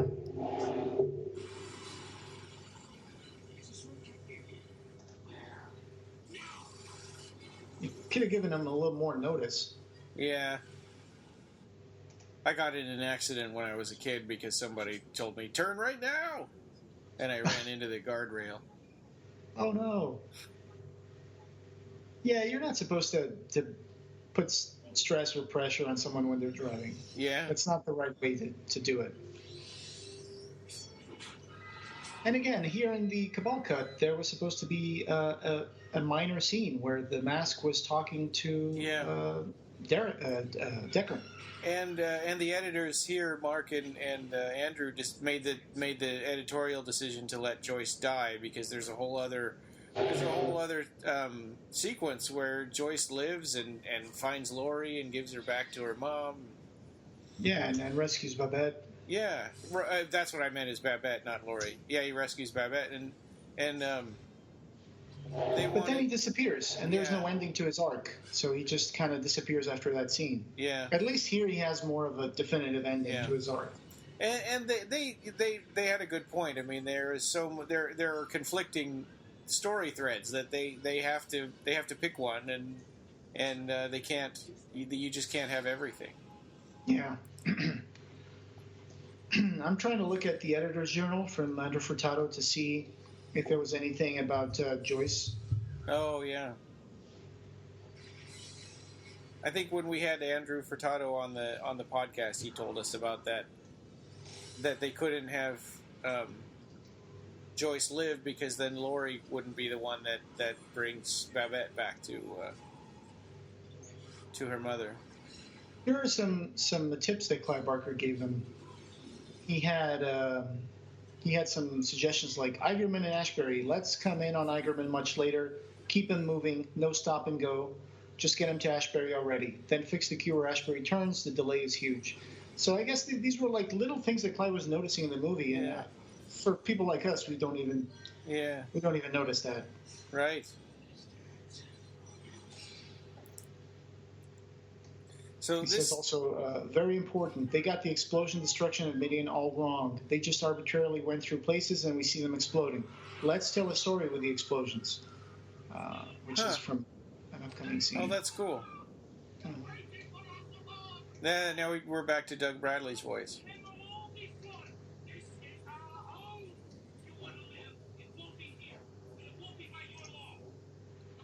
Actually, the acting is better with Doug's voice, even though he dubbed it over. Yeah, the only thing I think is that the voice is missing some sort of effect to make it seem like he's inside a big cave. Yeah. Because the voice is coming off like it's just some guy yelling inside a room, which was actually what they did. Yeah, that's true. But it seemed like there was no real emotion in the German guy's voice. Yeah. And he was kind of desperate for everybody to listen to him with this sort of new interpretation. Oh, I agree that Doug Bradley's voice has a lot more emotion to it. Yeah. so it makes Lylesburg a better character than he was in the theatrical version. Some of the early drafts have some really funny moments during the assault on Midian. Like there's a Son of the Free with a blonde woman. They go into a car to have sex, and then one of the berserkers shows up and he just lifts up the car or pulls him out of the car or something. And it's like, who the hell would want to get some nookie in the middle of a genocide? I know. But it was definitely written as kind of like a B movie in some ways, especially having like a whole music act in the middle. I was glad they put this scene back in of using the coffins as weapons, because it just shows how desperate they are, that they've got nothing, to fight with. They seem a little useless, though, don't they? The Nightbreed. Yeah. At some point, it's they take those things, but you don't see them actually fighting with them. Yeah, there's some of these people. They're not old; they're just young people. They look like they're able-bodied to fight, and they just stand there like sheep. Yeah, and I think in Nightbreed there was a little bit of a missed opportunity to show Peliquin fighting, because really all he does is get hit by a car. Yeah, that's right. He's kind of the Boba Fett of yeah, Nightbreed. Like Boba Fett just dies in Return of the Jedi. And Boba Fett is really cool, and everybody thinks he's this badass, but he doesn't do anything. Yeah, mostly just strikes poses and stuff. Yeah. At least in the original movies. Then the prequels, they gave him more stuff to do. Yeah, well, that's Jango Fett. And speaking of Star Wars, I'm glad they didn't go overboard with this movie. I guess the lack of budget kind of helped them not tinker too much digitally with the movie. Oh, yeah, right. You know what I mean? Like, there's no, like, special effects being altered dramatically here. Which is a good thing. Yeah, it is a good thing. I would hate to have Laurie walk past Jar Jar Binks in the middle of Midian. Yeah, right. The temptation would be there to create new Nightbreed and have stuff walking around in the background. Even though they do have, like, those reused stop-motion animation scenes. Again, they didn't put more into the movie because I think they slashed the budget. Yeah. And then they were like, oh, okay, we don't have budget for stop-motion animation anymore. I think they were made by Rory Fellows. Yeah, right. The guy who was working on the miniatures. Do you think that the bloodlust from these characters is unrealistic? I kind of, it's like, why would somebody see a woman and a little girl and say, "My lucky day! I can't wait to kill this little toddler"? Oh yeah, yeah. They go a little overboard. Yeah. But I always took Nightbreed to be kind of more like a fable of sorts. Yeah. So that's the last you see of Eigerman in the theatrical cut, right? He gets kicked and he falls down, and then he's out of the movie after that. But at least now we have. In this version, we have some closure with him. Mm-hmm.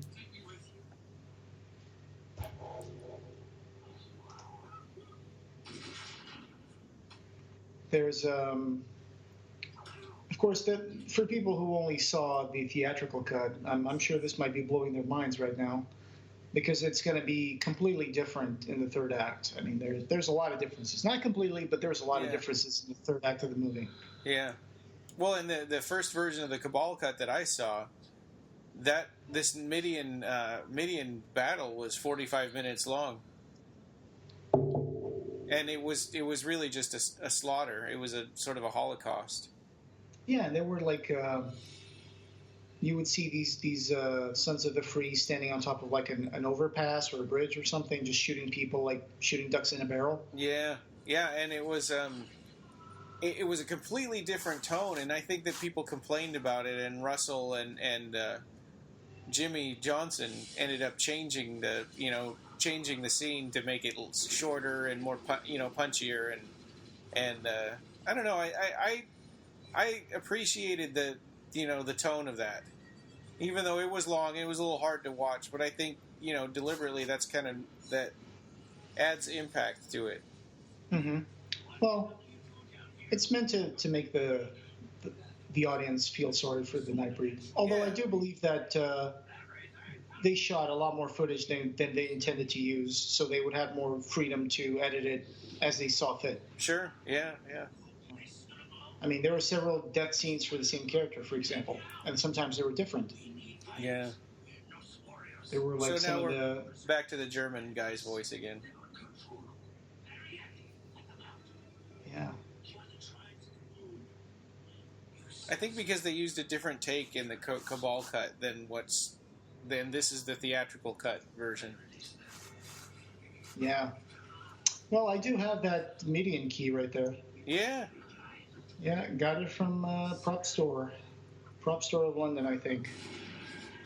So yeah, it's like now that we know that Lude and Leroy Gom were reshoots, it makes total sense that these do feel separately like tacked on parts of this battle.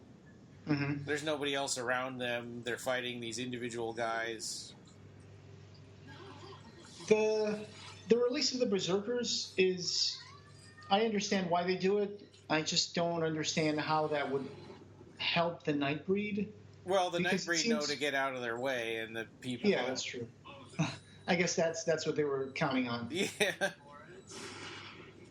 No, I always thought that Demon Lude had a really cool jacket in this movie. Yeah. It's like a satin jacket. It'd be hard Yeah. to keep that nice in Midian, though. Sure. So that thing bite his face off? I mean, it looked like it was implied, but it didn't really. Like it was taking out his eyes or something. Yeah. So Leroy Gom came from a family of eel jugglers. Oh, really? Eel Yes, jugglers? Yes, Cool. that's what happened. That's what was written in Nightbreed Chronicles. Who would pay to see eel juggling? Hey, who would pay to see a bearded lady?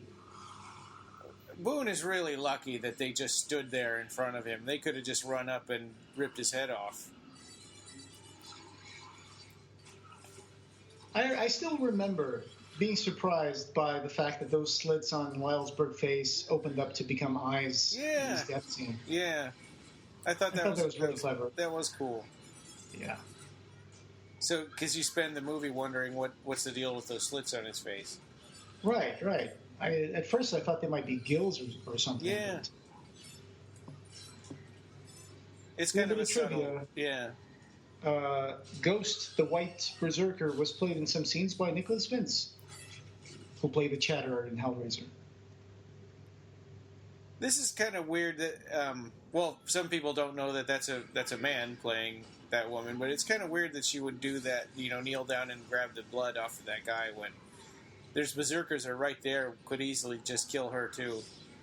I thought that was weird too, but after I discovered this week that there's a rite of passage for hunters where they stick their fingers in like the wound of their first kill and smear it in their face, and then they bite the liver or the heart of the animal. Yeah.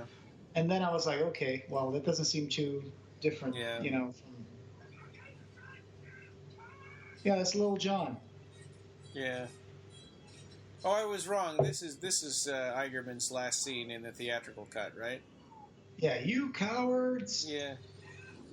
So that's the couple that were having sex in the car, but they skipped that part in the. This scene is the last scene of Eigerman in the theatrical cut, though. Yeah, right. He just runs off, and that's it.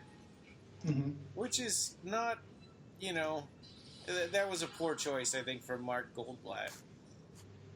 Yeah, because, I know... Oh, you see the blonde girl and the guy in the car? Yeah, Yeah. that's what you were talking about, right. Yeah. They were the couple having sex, which makes sense, because what were they doing Yeah. in there? Right.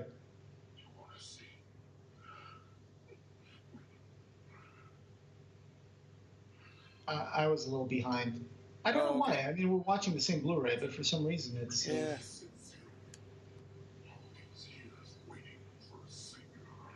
I always wanted to know more about the prophecy. Yeah.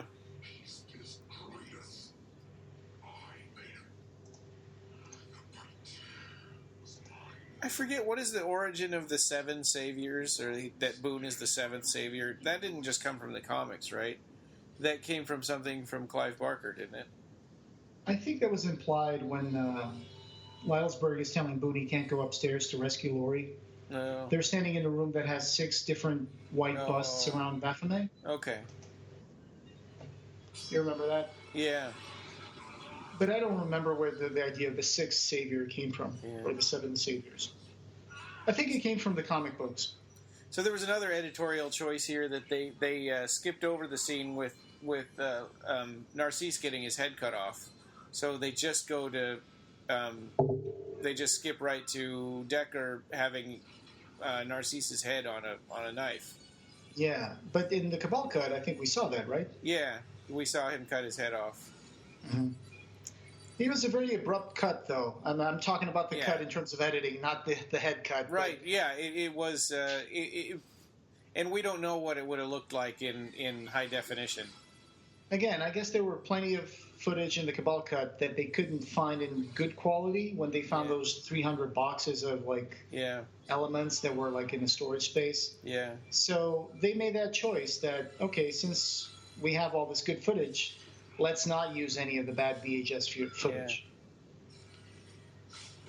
Yeah. It's amazing to me that Decker would run up to him when he's got that knife sticking out of his chest.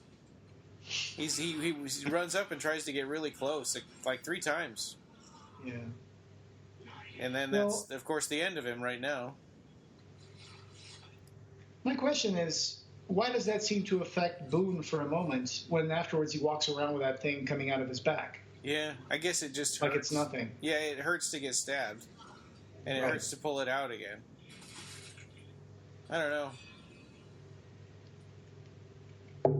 And I always prefer the idea that Decker should stay dead.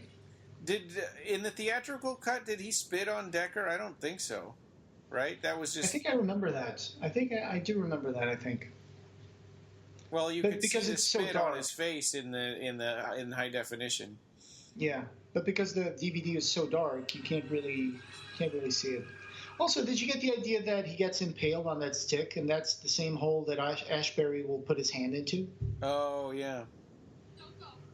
Oh, no, I thought it was just from all the stab wounds. But that could be it, too, yeah. And that's the Ace of Spades on his chest there. The Ace of Hearts, I'm sorry. Yeah, because it's on his heart.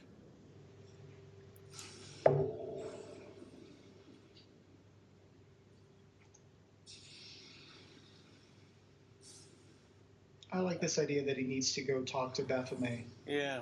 I think when he says, "You have destroyed our refuge," you should say, "Actually, I think it was kind of Narcisse's fault." Yeah.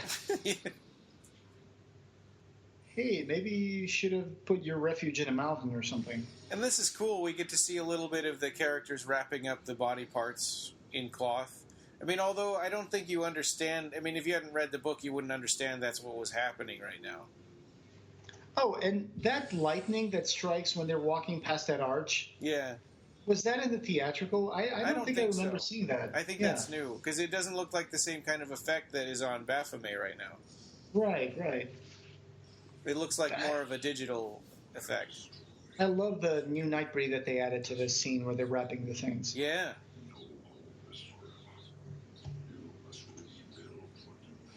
And Baphomet was played by Bernard Henry. Yeah. Not really sure what else did he do because IMDb doesn't really list him doing anything else.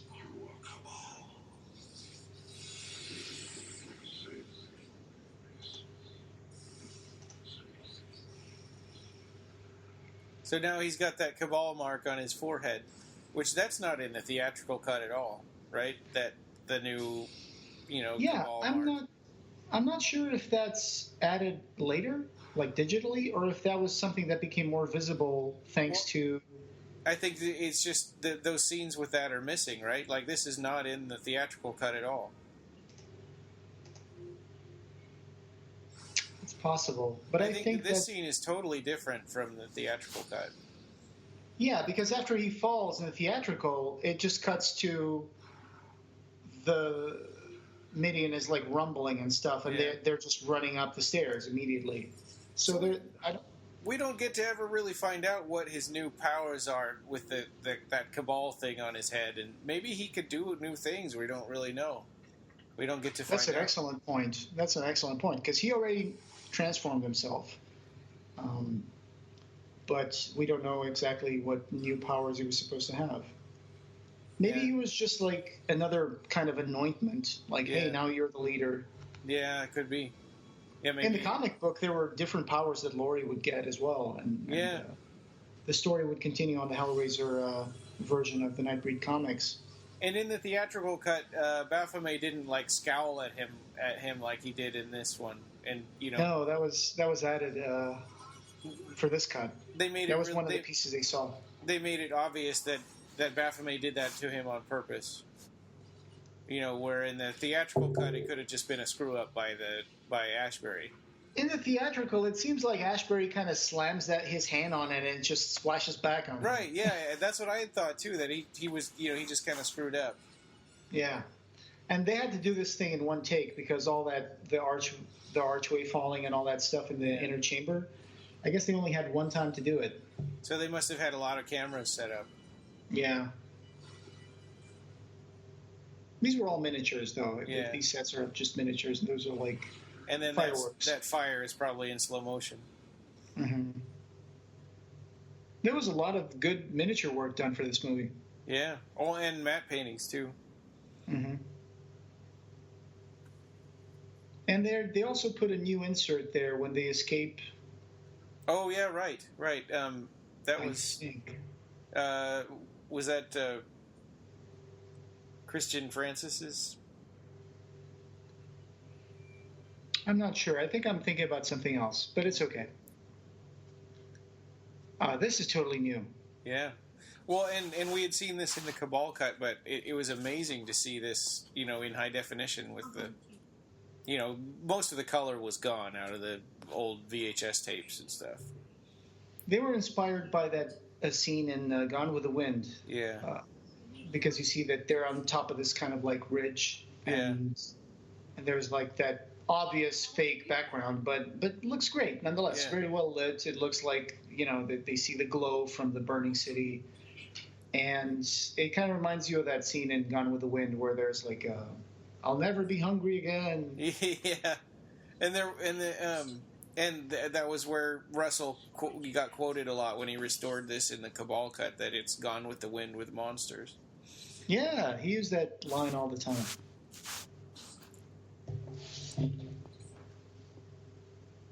I wish we had more stuff in the movie, like the werewolf who was supposed to be Babette's dad. I wish we could have seen more of him. Yeah, Toledo. I think that was something that they had to cut out because that's right. Yeah, they had to cut that out because it was in Joyce's storyline, and the choice to kill off Joyce meant that they had to do that too. Yeah. So I wonder Joyce would find Babette standing by the body of her dead father, and he would pick her up and take her to Laurie. I wonder what feminist critics would say about Laurie's like, if you're going to leave me, I'm going to kill myself. Yeah, it's not a healthy relationship. Yeah. But in the book, they don't have a very healthy relationship to begin with. No.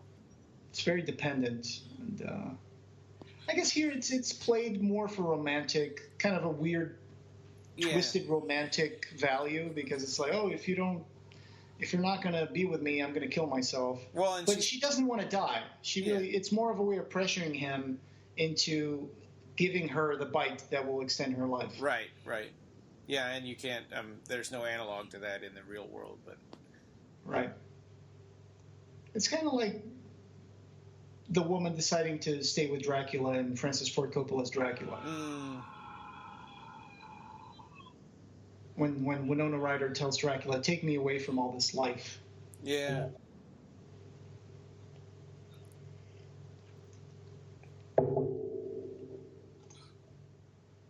Great shot.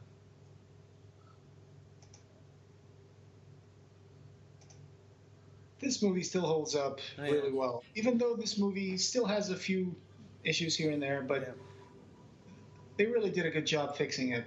For the most part. Yeah. Well, and now Laurie can stink like Boone. Yeah. Christ, she stinks. Yeah, that's right. When they grab him at this sweetgrass inn, that's what they say. Little known bit of trivia that Ann Bobby revealed to us in her interview was that initially they toyed around with the idea of making her face get some markings similar to Boone after he bites her. And I guess they must have thought about it or tried something, but it didn't work very well, so they just didn't do it. Well, I think she couldn't stand being under the makeup chair. Right.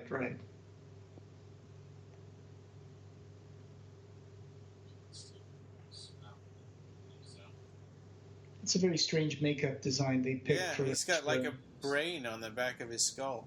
Yeah, like these weird ridges, and his head is like all misshapen now. I think that the special effects guy who did the makeup, he wasn't very happy with it. Mm. I think he said something in the special features that he made the makeup, but someone else applied it, and then he heard from the person who applied it that they didn't like the makeup very much. Oh. And I think the person who made the makeup was a younger effects artist at the time, and he was like, "Oh."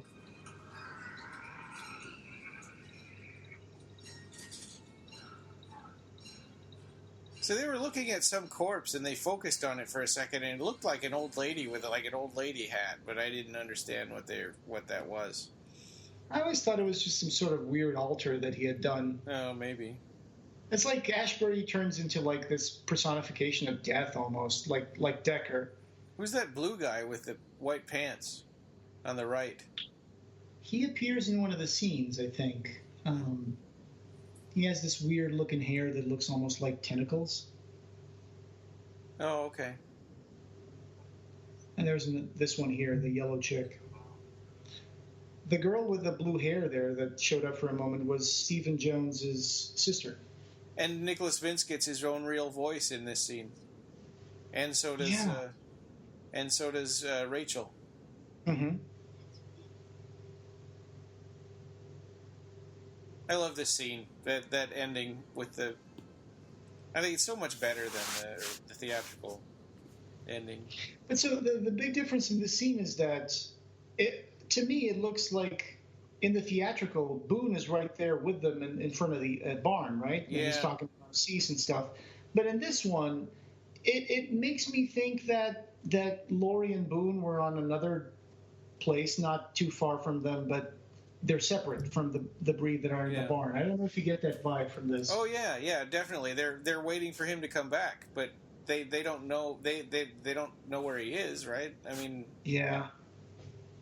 And here's this beautiful message at the end: "My love and thanks to Mark Miller and all those who have made this happy reunion possible." Clive Barker. Well, I guess we can count ourselves as part of the people that he's kind of thanking here. So it's heartwarming. It's amazing to think about all the, everything that everybody went through for, to make this happen.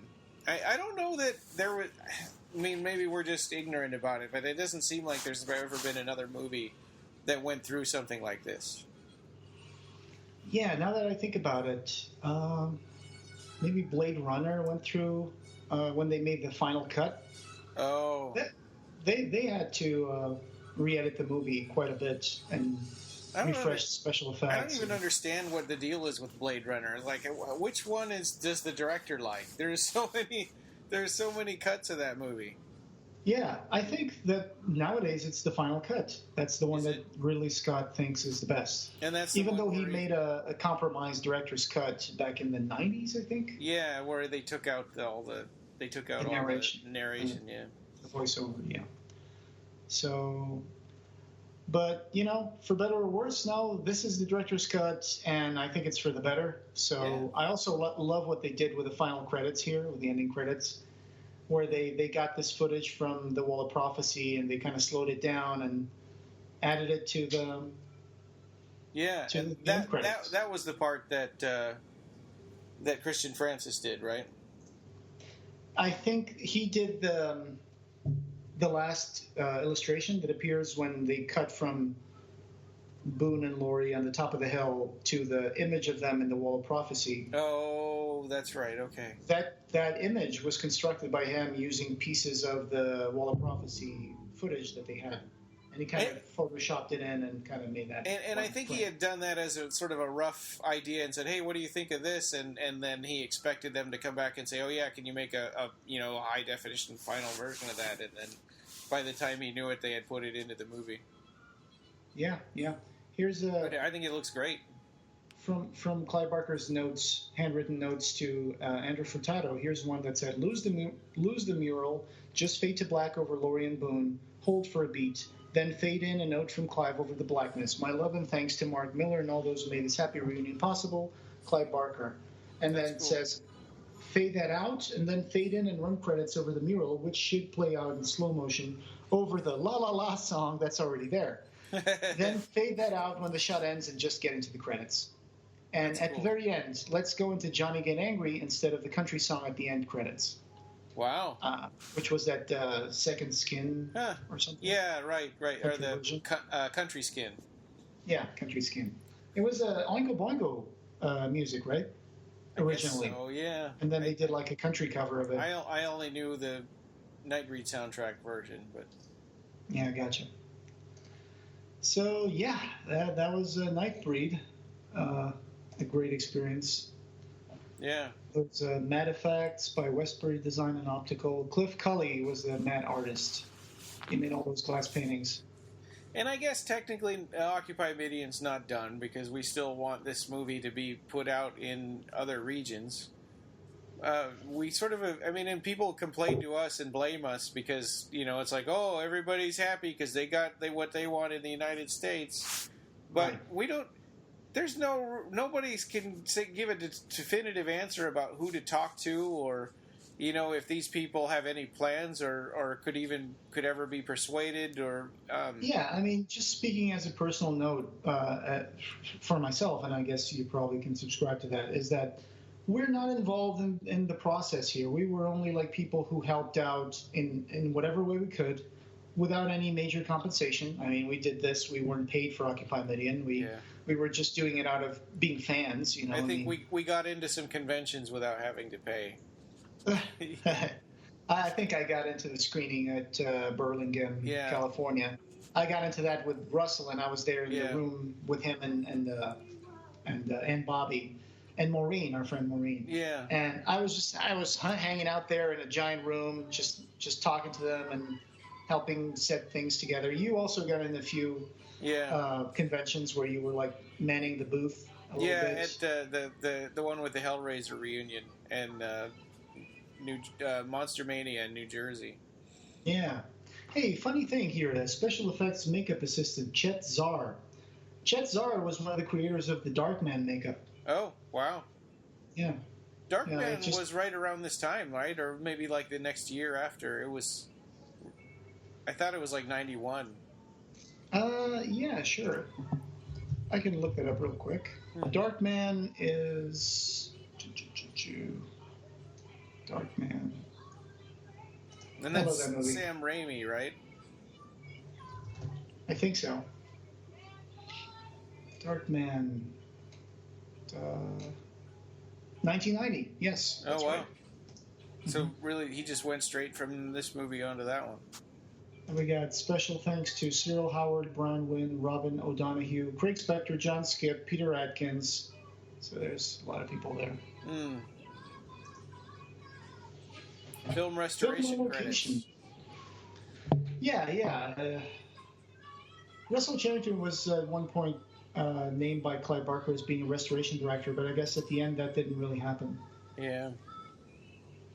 Which is, And digital painter Christian Francis, that was kind of cool. Yeah. And here's my name there. I'm 2 down from Russell Charrington, and you are you on the next page? Yeah, where they messed up my name. With a U in it. Yeah, there it is. So that was pretty cool. And it got a Saturn Award, where Michael Clematis and Mark Miller received a Saturn Award for this edition. Yay! And visual playback, Steph Sciullo, and she's Doug Bradley's partner. Yeah. So I gotta take a look. I can't remember what our next one is. we got some names from regulars at Occupy Midian, like Kip Chinkowski, Colin Lakativa. Right, yeah, because they asked us for a list. Yeah, that's right. So and these Lord of people, Illusions will be really next. Big regulars at Occupy Midian. At one point, Colin said that he would shave his head if we would get like 10,000 signatures. Was that a piano? A piano? Yeah, it sounded like you ran into a piano or something. Oh, I'm sorry. It was just I touched the support of my microphone. Oh, okay. Yeah, it made a piano chord sound. You can find the show notes for this page and lots of Clive Barker news and features at www.clivebarkercast.com. Leave comments there or get them directly into the podcast by clicking the Send Voicemail tab on the right. Please follow us on Twitter at BarkerCast or at Occupy Midian. Like us on Facebook and join the Occupy Midian Facebook group. You can listen on the site or subscribe to the podcast on iTunes, Stitcher, Libsyn, TuneIn, Pocket Cast, Google Play, and Double Twist. Subscribe to our YouTube channel as well. Please take a couple of minutes to leave us a review on iTunes. It means the world to us and helps us spread the word about Clive Barker. The Clive Barker Podcast, or BarkerCast, is an independent editorial fan site and podcast that is not affiliated with or under contract by Clive Barker or Seraphim Films. This is a labor of love by the fans for the fans. Thanks for listening.